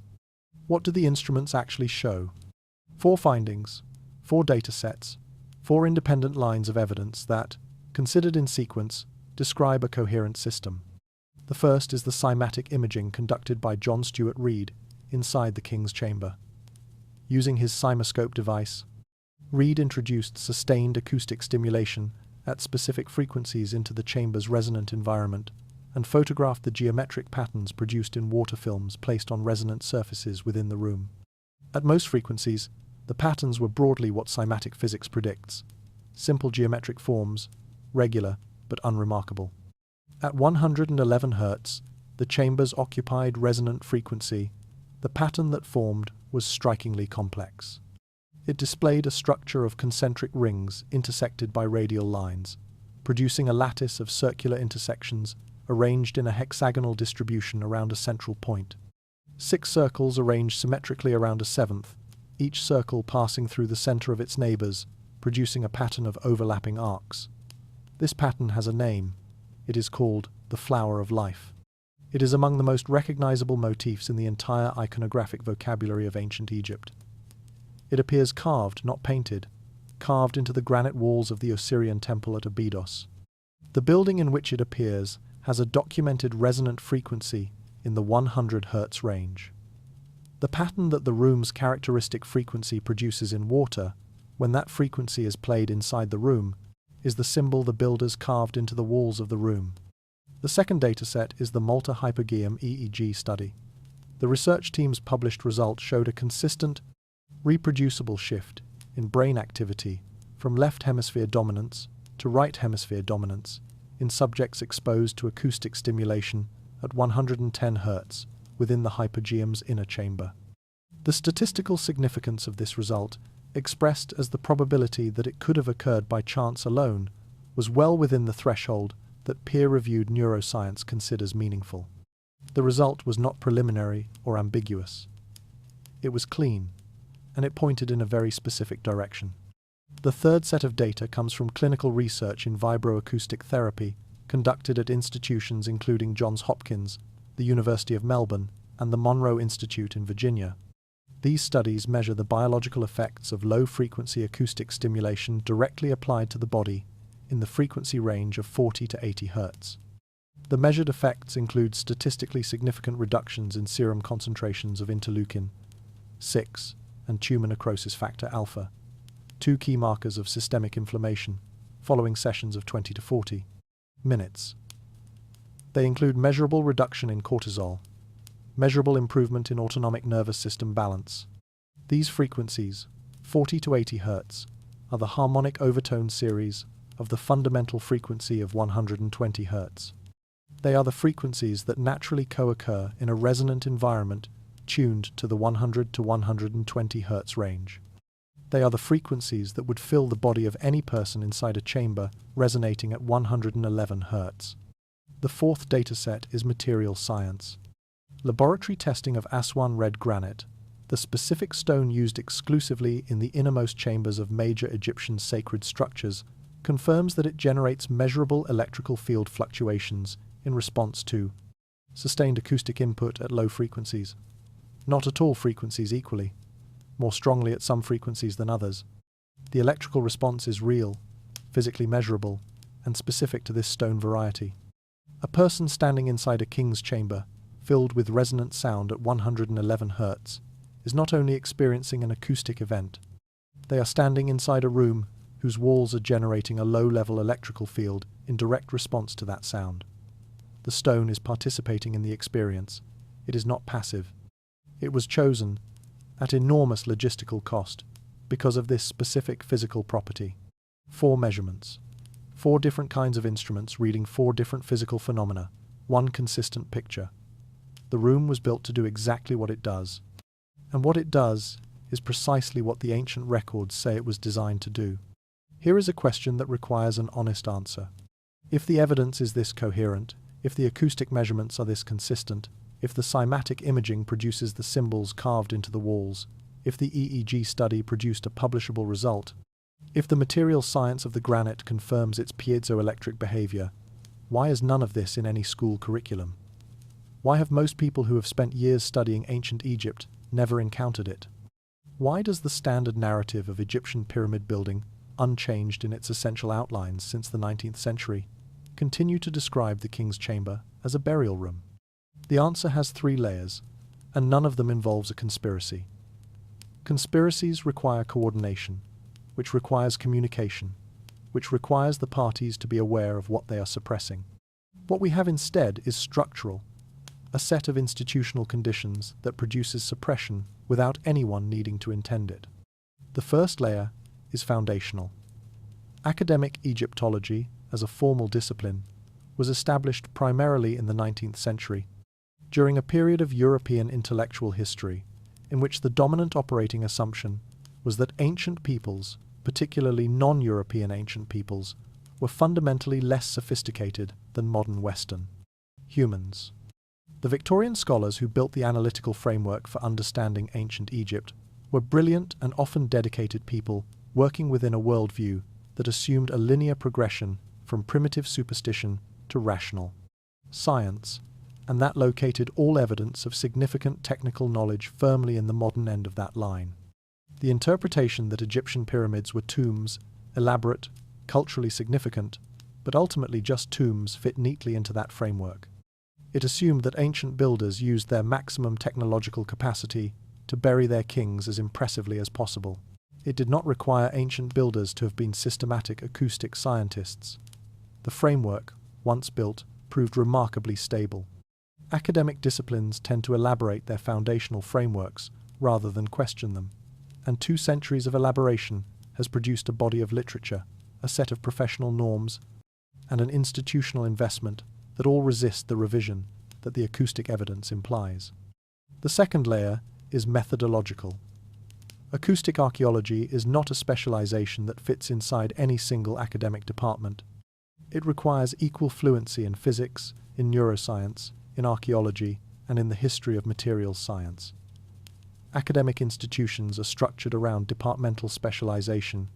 The researchers with the most relevant credentials for doing this work, acoustic engineers who understand room resonance, neurologists who understand brainwave states, historians who understand ancient building practices, are trained in separate institutions, use separate methodological vocabularies, and publish in separate journals whose editorial boards have no obvious mandate to evaluate work crossing all these boundaries simultaneously. The infrastructure for taking this research seriously does not exist in the form required to take it seriously. This is not malice, it is architecture, the architecture of how modern knowledge production is organized. The third layer is psychological. The implications of confirming that the most famous structures in human history were built as precision acoustic instruments for altering human neurological states are genuinely unsettling for a mainstream academy that has classified these structures as tombs for over a century. The correction is not small. It is not a matter of refining a date or updating a translation. It is a revision of purpose of what these buildings were for, that calls into question not only the existing Egyptological literature, but the entire interpretive tradition that built upon it. That is a large revision to absorb, and human institutions are not optimized for large revisions. They are optimized for incremental addition.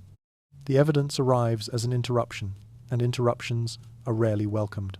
But they have a way, eventually, of being heard. Zoom out, from the chamber, from the pyramid, from the plateau at Giza. Zoom out far enough that Egypt becomes a country, then a region, then a portion of a continent, then a feature of a globe.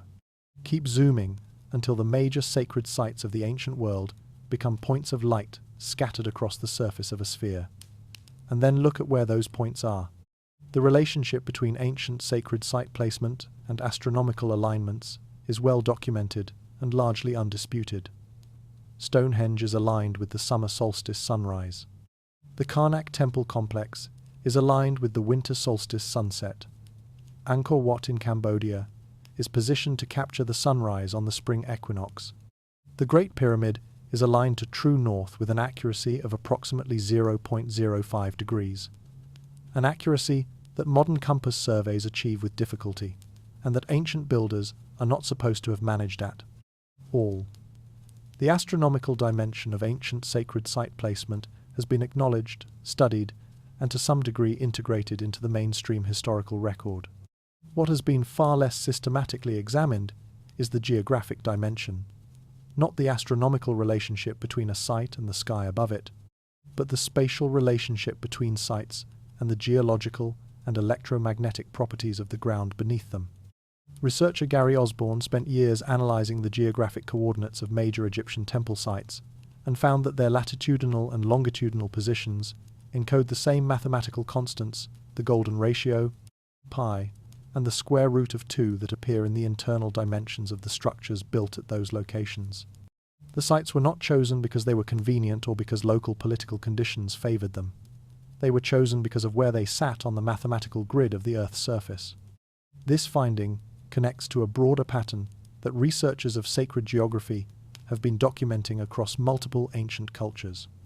The major sacred sites of the ancient world, Giza, Stonehenge, Machu Picchu, Easter Island, Angkor Wat, the Nazca Plateau in Peru, Tiahuanaco in Bolivia, the temple complex at Teotihuacan in Mexico, are not distributed randomly across the surface of the globe. When their positions are plotted and compared, they reveal a geometric structure at planetary scale, a subdivision of the globe into a specific polyhedral pattern, the icosahedron, one of Plato's 5 perfect solids, the same set of forms whose ratios encode the golden ratio in 3 dimensions. The vertices and edge midpoints of a regular icosahedron projected onto the surface of the Earth correspond, with a precision that defeats random chance, to the locations of the world's most elaborately constructed ancient sacred sites. We are not looking at isolated monuments to individual cultures. We are looking at nodes in a network, a planetary network of sites selected according to criteria that the cultures who built on them, separated by thousands of miles, and in some cases thousands of years, appear to have shared. Either this reflects a single coordinated tradition of knowledge preserved and transmitted across civilizations we do not have records of, or it reflects independent discovery of the same underlying physical properties of specific geographic locations, properties that we are only now developing instruments precise enough to measure. Both possibilities are extraordinary. Both deserve investigation. Only one currently receives it. The question of why specific geographic locations were chosen for the world's major sacred sites has received astronomical answers for decades. The sites align with stars, with solstices, with equinoxes, with the rising and setting of specific celestial bodies that carried mythological significance in the cultures that built there. These answers are not wrong, but they may be incomplete. Consider the geology. The Giza Plateau is not merely a flat expanse of desert convenient for monument construction. It sits atop a layer of fractured limestone, a geological substrate whose fracture patterns create a network of natural conduits through which groundwater moves, rises, and falls with the seasonal fluctuation of the Nile's water table. This movement of water through fractured rock generates infrasound, low-frequency acoustic energy below 20 Hz, inaudible to conscious hearing but physically perceptible to the body and measurable with the right instruments. Researcher Christopher Dunn, an engineer who spent years analyzing the structural and geological characteristics of the Giza site, documented infrasound signatures in the bedrock beneath the plateau that correspond to frequencies known to produce physiological effects in human beings, including the sensations of awe, unease, and the expansion of perception that mystics and religious traditions across the world associate with sacred sites. The site was selected for what was already happening beneath it. The structures were built to amplify and direct what the ground was already producing. The pattern replicates at other sites. The Temple of Apollo at Delphi, the most revered oracle site in the ancient Greek world, where the Pythia delivered her prophecies in a state of ecstatic trance, sits directly above a geological fault line. 2 faults intersect beneath the temple. In 2001, geologist Jella de Boer and historian John Hale published research in the journal Geology, confirming that the fault system beneath Delphi generates ethylene gas, a sweet-smelling hydrocarbon that, in clinical concentrations, produces a dissociative state, and that the sanctuary's construction directed the gas flow toward the inner chamber where the Pythia sat. But the fault also generates geomagnetic anomalies and infrasound in the frequency range associated with altered states of perception. The chemical explanation may be part of the story.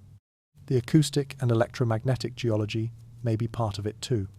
The Maltese Hypogeum, the underground temple complex that provided the setting for the 2008 EEG study, sits below the water table of the island of Malta. Its lowest level interfaces directly with groundwater, and the acoustic behavior of the underground chambers is partially shaped by the resonant properties of that water interface.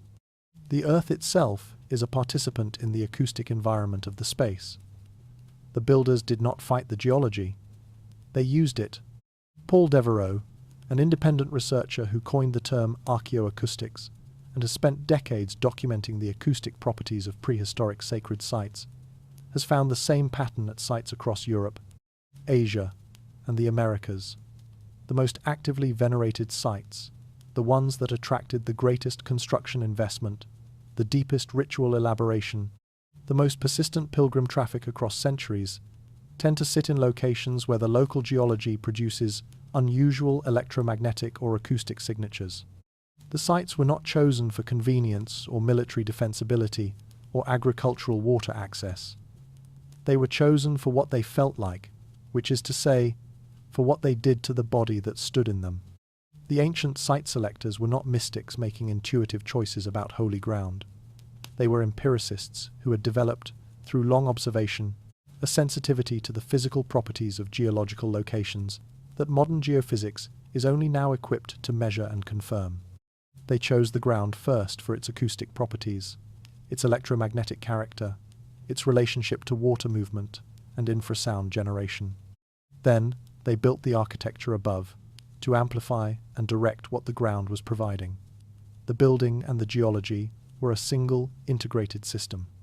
In 1921, a Herefordshire businessman and amateur archaeologist named Alfred Watkins was riding across the landscape of his home county when he noticed something. Standing on a hill, looking out across the valley, he observed that a series of ancient sites, a church, a standing stone, a hilltop fort, a crossroads marked on maps with a name that ended in Lee appeared to be aligned. Not roughly aligned, not approximately in the same direction, but precisely, demonstrably, measurably, on the same straight line. He called these lines lays, and his subsequent book, The Old Straight Track, proposed that ancient Britain had been crisscrossed by a network of aligned pathways connecting sacred and significant sites across the landscape. Watkins's discovery was taken up by a popular audience, elaborated by succeeding generations of enthusiasts, and eventually absorbed into the broader landscape of New Age culture as ley lines, invisible energy channels connecting sacred sites, carrying mystical currents, enabling the transmission of spiritual power across distances. This elaboration did considerable damage to the core observation, burying its potentially significant geographic dimension under an accretion of untestable metaphysical claims. Set aside the metaphysics, retain the geometry, and apply it globally rather than regionally. In the early 2000s, researcher Jim Allison conducted a systematic geometric analysis of the positions of the world's major ancient sites and found a result that the statistical framing deserves to be stated plainly. A single great circle arc, a line drawn on the surface of a sphere that follows the curvature of that sphere over the shortest path between 2 points, passes through Giza, Nazca, Easter Island, Angkor Wat, Tiahuanaco, Stonehenge, and multiple other major ancient sites within a margin of approximately 1 degree of arc. A great circle is the largest circle that can be drawn on the surface of a sphere. It is, on a globe, the equivalent of a straight line, the geometrically simplest possible path between any 2 points on the surface. The probability that a random selection of 7 or more sites from the global distribution of ancient monuments would all fall on the same great circle within 1 degree is, by straightforward statistical calculation, vanishingly small. What does this mean? At minimum, it means that the positions of the world's major ancient sacred sites are not randomly distributed on the Earth's surface. They follow a geometric pattern, one that the ancient builders either measured and coordinated, or arrived at through the same criteria for geological and acoustic site selection applied independently in multiple locations, which itself implies a shared body of knowledge about what those criteria were. Physicist Elizabeth Rauscher and geologist William Van Bise conducted measurements of geomagnetic field patterns at Hopi sacred sites in Arizona and found signatures consistent with geological acoustic transmission-specific geomagnetic frequencies generated by the bedrock that correspond to the frequency ranges of human brainwave states. The Hopi site sat on ground that was already, in measurable physical terms, broadcasting at the frequencies that matter to the human nervous system. The ancient people who designated these locations as sacred were not responding to the arbitrary dictates of tradition. They were responding to physical properties of the land that their technology, millennia of empirical observation of how places feel, had allowed them to detect. And what the modern instruments confirm is that those properties are real, measurable, and significant. Draw the lines on a globe. Connect Giza to Nazca, to Easter Island, to Angkor Wat, to Stonehenge. The resulting geometric figure is not a random tangle. It is a pattern with internal symmetry, the symmetry of a form that occurs, like the golden ratio and the Fibonacci sequence, when natural forces organize themselves around the geometry of efficiency. Someone drew that pattern in stone, across continents, across millennia. The conversation happened. We are only beginning to learn how to read it. In the popular imagination, the end of ancient knowledge has a single dramatic cause: the burning of the Library of Alexandria. The image is vivid, scrolls alight, centuries of accumulated wisdom consumed in an afternoon, and it is not entirely false. Fire did damage the library, multiple times, but the story is far more gradual, far more deliberate, and far more disturbing than the dramatic image implies. The Library of Alexandria was not destroyed in a single catastrophic event. Julius Caesar accidentally burned a portion of its contents, or a warehouse near the docks in 48 BCE. The historical record on this is contested.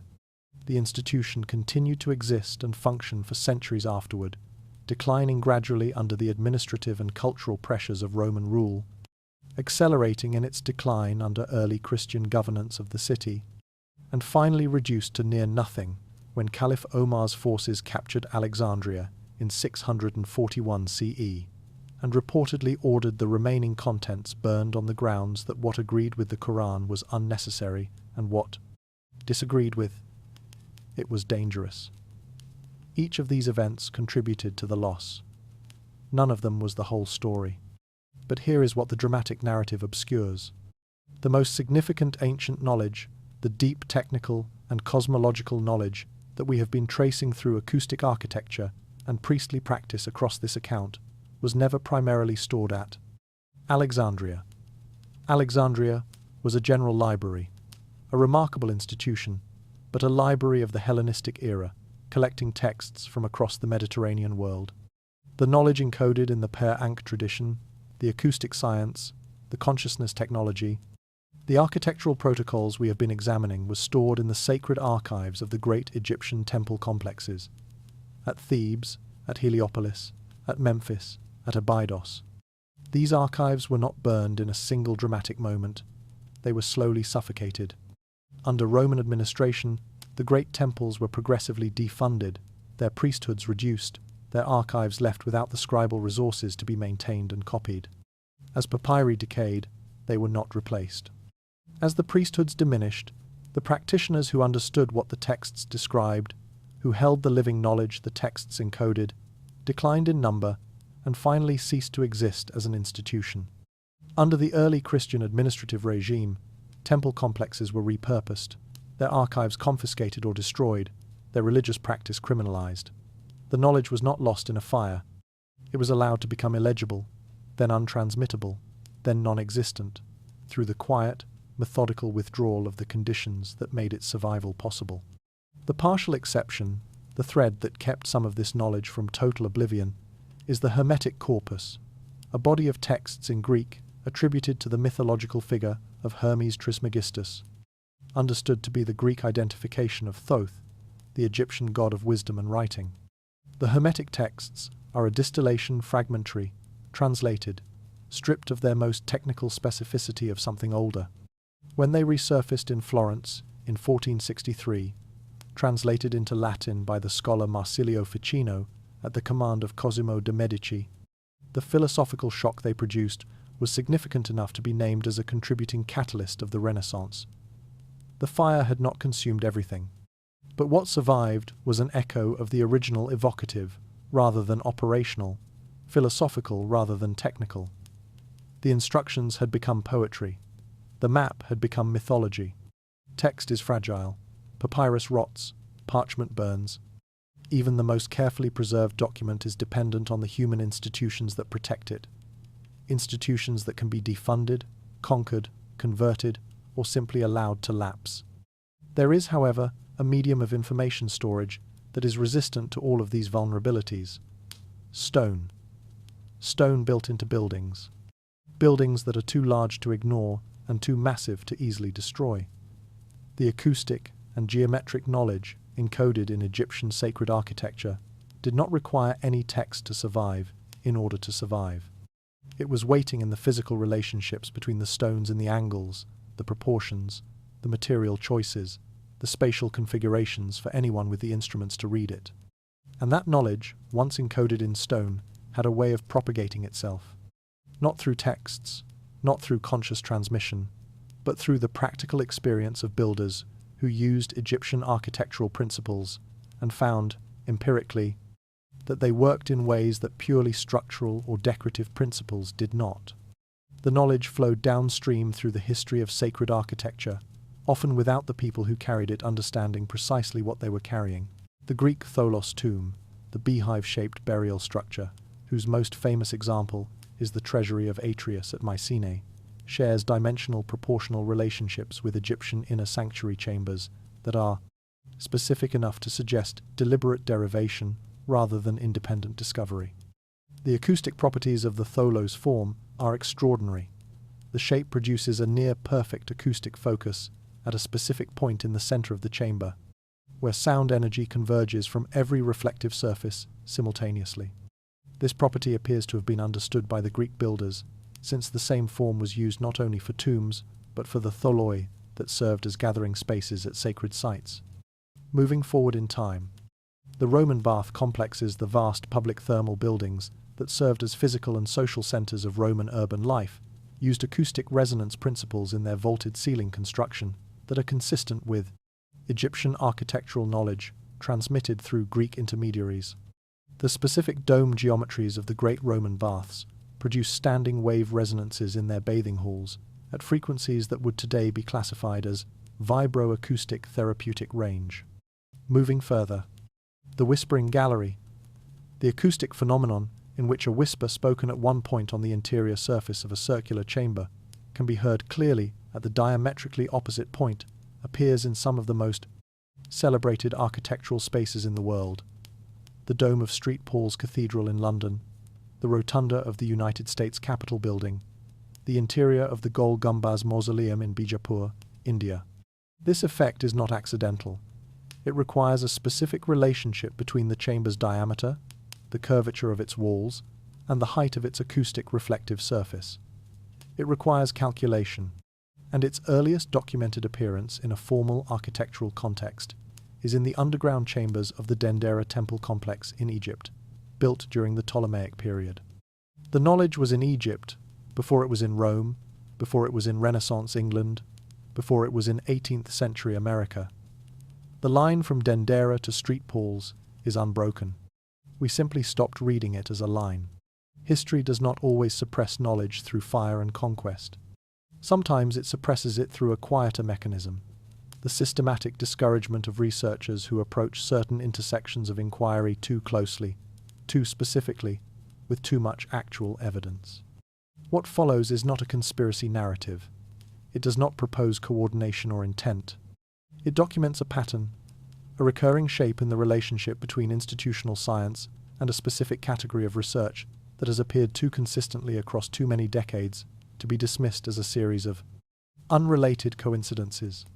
Royal Raymond Rife was an American inventor and microscopist who, in the 1930s, developed both an optical microscope of extraordinary resolving power capable of imaging viruses in living cells, which was not technically achievable with standard optical equipment of the period, and a device he called a frequency instrument, which he claimed could selectively devitalize pathogens through resonant frequency matching.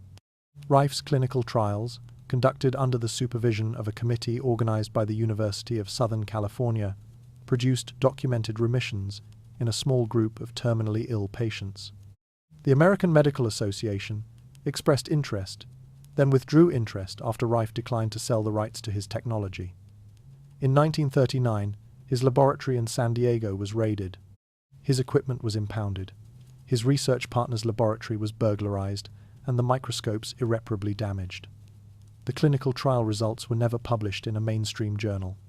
Rife spent the remainder of his life in poverty and died in 1971.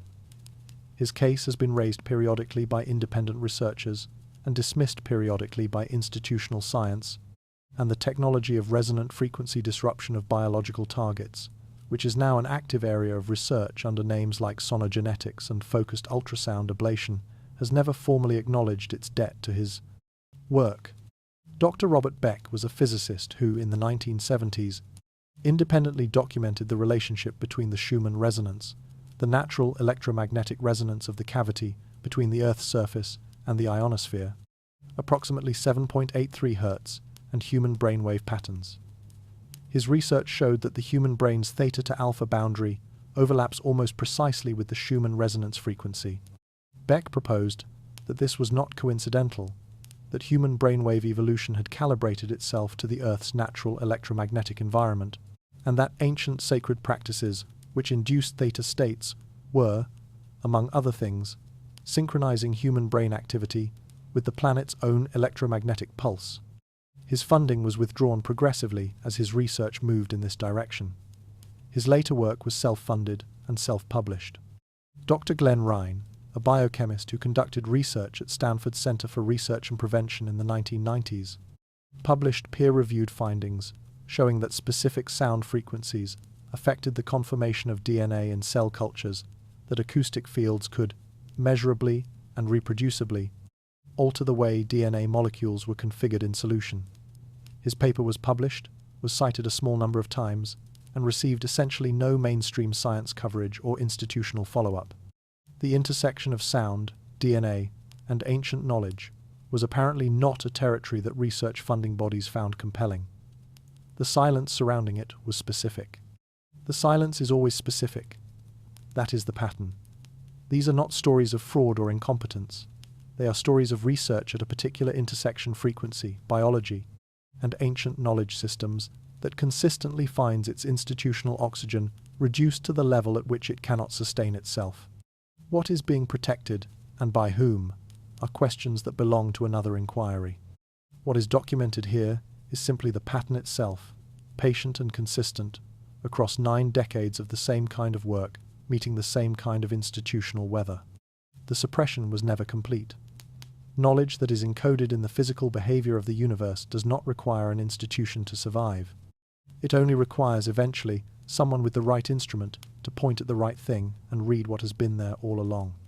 In 2016, researchers at MIT's Piezoelectric Institute for Learning and Memory published results showing that exposure to light flickering at 40 Hz in the gamma frequency range measurably reduced the accumulation of amyloid beta, plaques in the brains of mouse models of Alzheimer's disease, and significantly increased the activity of the brain's microglia, the immune cells responsible for clearing metabolic debris from neural tissue.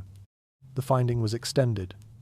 Auditory stimulation at 40 Hz produced similar effects, and combined light and sound stimulation produced even more pronounced outcomes. As of the time of this account, human clinical trials using 40 Hz auditory entrainment as an intervention for early Alzheimer's disease are actively underway at multiple institutions. The ancient Egyptian chambers were tuned to 111 Hz. 40 Hz is the third harmonic of that fundamental, a frequency that would be prominently present as an overtone in any resonant environment whose fundamental is 111 Hz. 4,000 years after the granite was cut, the mechanism is being rediscovered in a mouse model and validated for human clinical application. Sonogenetics, a field that did not have its current name before 2015, uses precisely calibrated ultrasound to stimulate or inhibit specific neural circuits without surgical intervention. By targeting the mechanosensitive ion channels that specific neurons use to respond to physical pressure, it is, in principle, acoustic neuroscience, using sound to manipulate biology with cellular-level precision. It is also, in principle, exactly what the acoustic architecture of the Egyptian inner chambers was designed to accomplish through different means at a different scale. The modern approach is more precise. The ancient approach was more accessible.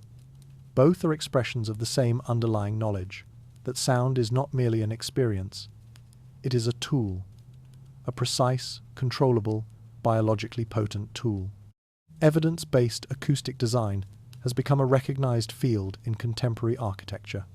Hospitals are beginning to build recovery wards with measured acoustic properties specifically chosen to minimize the stress-activating frequencies that characterize typical hospital environments and to enhance the frequencies associated with parasympathetic nervous system activity and healing.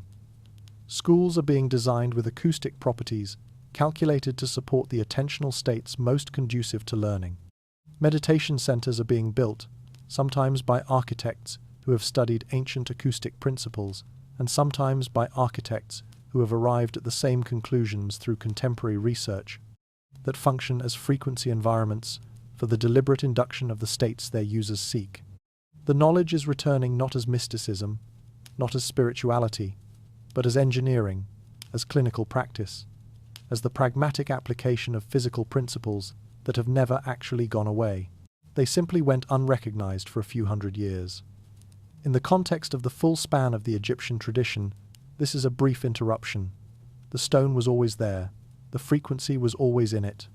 The body always knew how to respond. We are simply remembering how to ask the right questions. After everything, after the measurements, the cymatic images, the EEG studies, the geological surveys, the historical suppression, the modern re-emergence, we arrive at the question that the evidence has been slowly assembling around us from the beginning. Not a question about how the chambers were built. Not a question about who built them, or when, or with what tools. Those questions are interesting, but they are not the question. The question the pyramid was always asking is simpler and harder than any of those. The ancient Egyptians possessed systematic knowledge of how to use architectural acoustics to alter human neurological states. This is what the evidence shows. They used that knowledge consistently, deliberately, across centuries and across an entire civilization's worth of sacred construction. They applied it in their most important spaces, invested their greatest resources in it, protected it in their most exclusive priestly institutions, and encoded it in their most fundamental symbolic vocabulary. This was not incidental to their civilization. It was central to it. The application of that knowledge, the specific biological effects of the frequency they built their most sacred rooms to produce, is consistent with the induction of the Theta brainwave state and its associated physiological cascade. Cortisol reduction, immune enhancement, cellular repair activation, the dissolution of the prefrontal cortex's ordinary governance, the opening of the brain's pattern recognition and perceptual range. These are not small effects. These are transformative effects.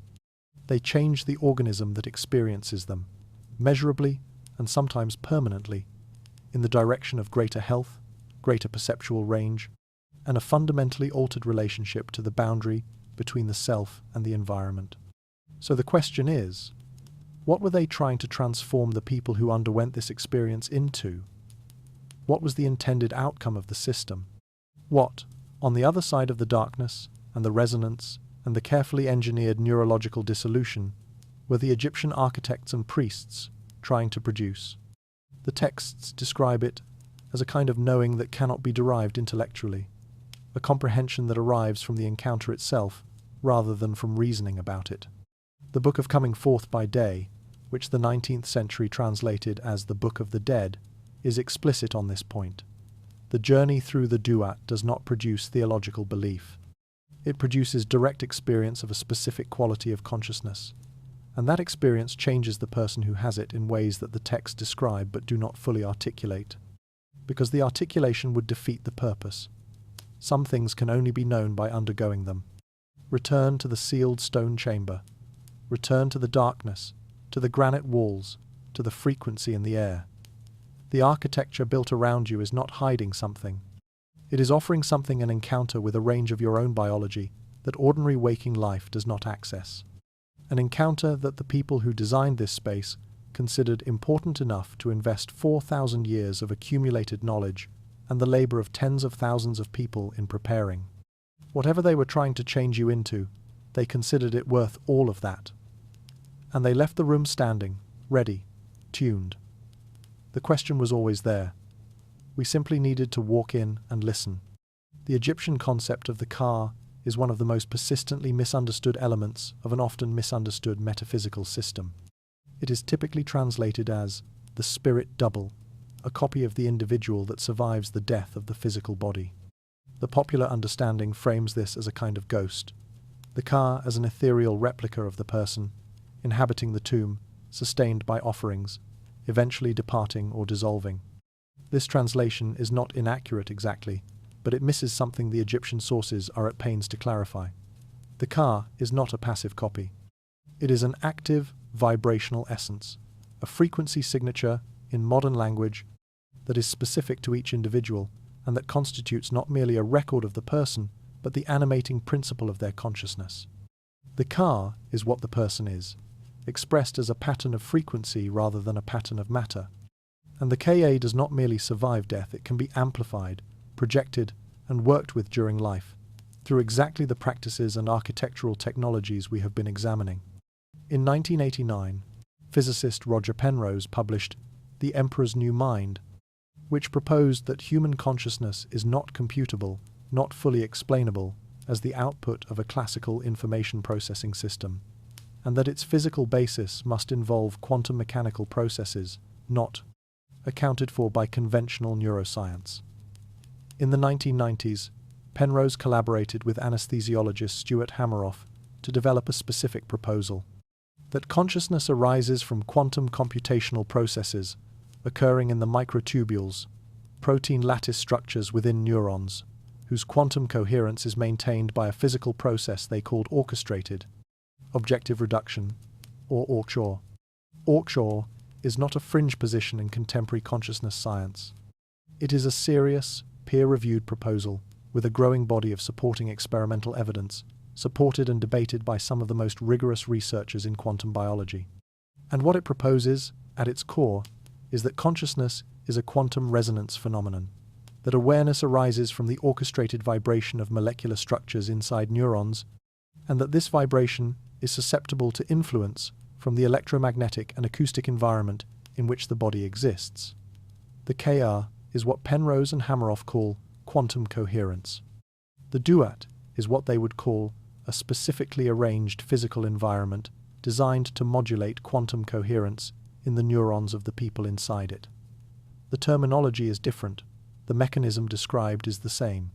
Philosopher David Chalmers, who gave the philosophical literature its most influential articulation of the hard problem of consciousness, has argued independently for a view in which consciousness is not produced by the brain, but is a fundamental property of organized information present, in some minimal form, wherever information has organized structure, and increasing in richness as the organizational complexity of that information increases. Ancient Egyptian cosmology held a structurally identical position.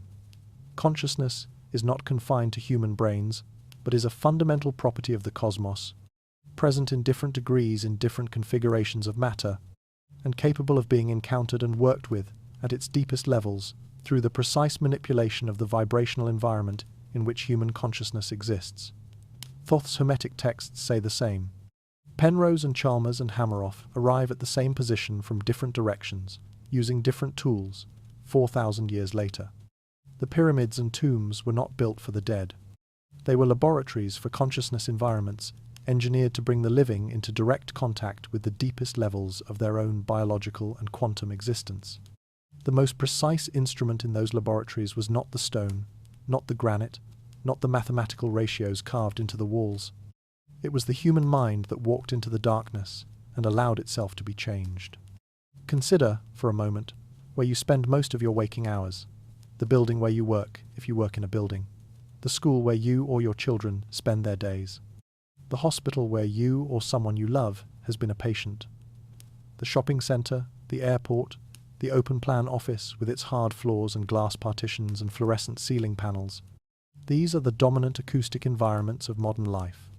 And from the perspective of everything we have established about the relationship between acoustic environment and human biological state, they are, in almost every measurable respect, the opposite of what the Egyptian architects built.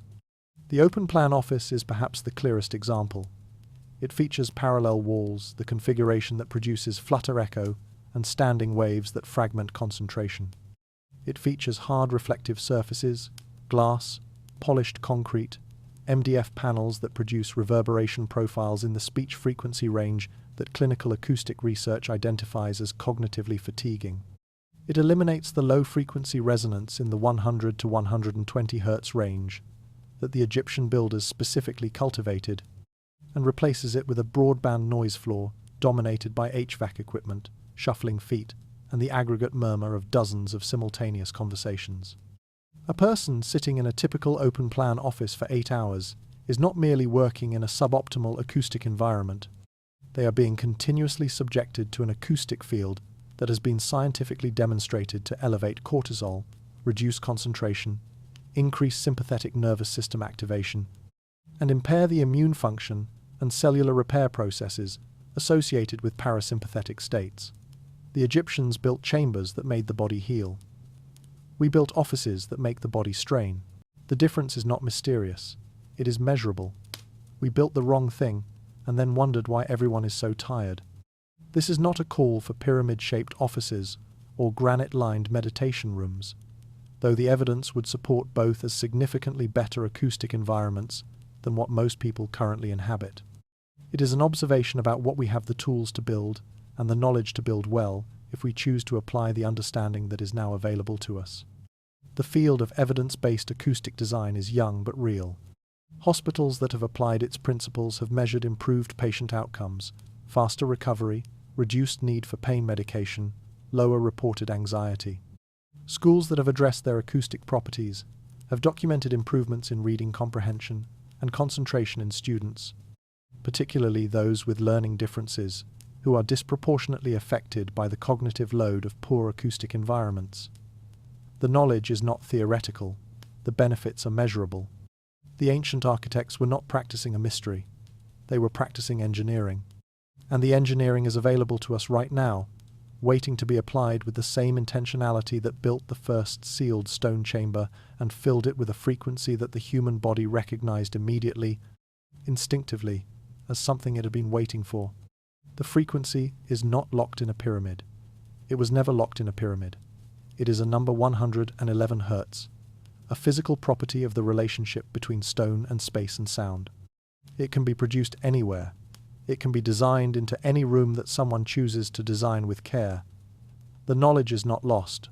It simply needs to be remembered. Let us go back to the beginning, back to the darkness, back to the granite, back to the room that has not known light in 4,000 years. You are lying flat on the floor of the king's chamber. The stone is cold at your back, denser and smoother than any surface you encounter in ordinary life. The darkness around you is absolute, not the dim darkness of a room with the curtains drawn, not the variable darkness of a night with clouds, but the permanent, geological darkness of sealed stone, the darkness that has existed here every moment since the last person left and the last torch went out. Above you, 111 Hz moves through the air, not as music, not as anything your conscious mind would call a sound, more as a physical presence, a texture of air, a sustained vibration that finds the body and enters it without requiring permission. The granite walls are responding, not metaphorically, physically. Their quartz crystals are generating a minute electrical field in response to the acoustic pressure, and that field is distributed across every surface of the room, floor, walls, ceiling enveloping the body, lying at the center as completely as water envelops a person floating in it. The 5 chambers above are amplifying the frequency, returning it to the room enhanced, sustaining it beyond what the room alone could sustain. The geometry of the space is focusing the acoustic energy at the room's center, where the body lies, in the way that a parabolic dish focuses electromagnetic energy at its focal point. You are at the focal point of an architecture that was designed for exactly this. The left hemisphere begins to quiet. Not dramatically, not with the sensation of anything turning off, but as a gradual reduction in the weight of the ordinary mental commentary, the naming, the categorizing, the managing of social reality, the planning.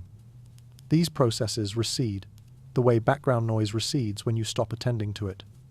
What remains, without them, is not emptiness.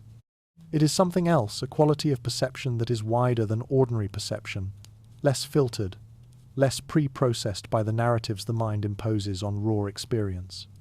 The boundary between the inside of the body and the outside of the body becomes less certain. The granite and the person lying on it begin to seem less clearly separate. This is what the ancient texts are describing. This is what the EEG data is measuring. This is what the biological markers of theta state are recording in the body's chemistry. It is not supernatural. It is not imaginary. It is a specific, reproducible, physically well understood response of the human nervous system to a precisely calibrated environment. The Egyptians did not discover God in this room. They discovered something perhaps more useful, the outer edge of what human biology can become when the ordinary conditions of its functioning are deliberately, precisely, systematically altered. They built this room to reach that edge. They built it well. They built it to last. The pyramid stands, the chamber waits.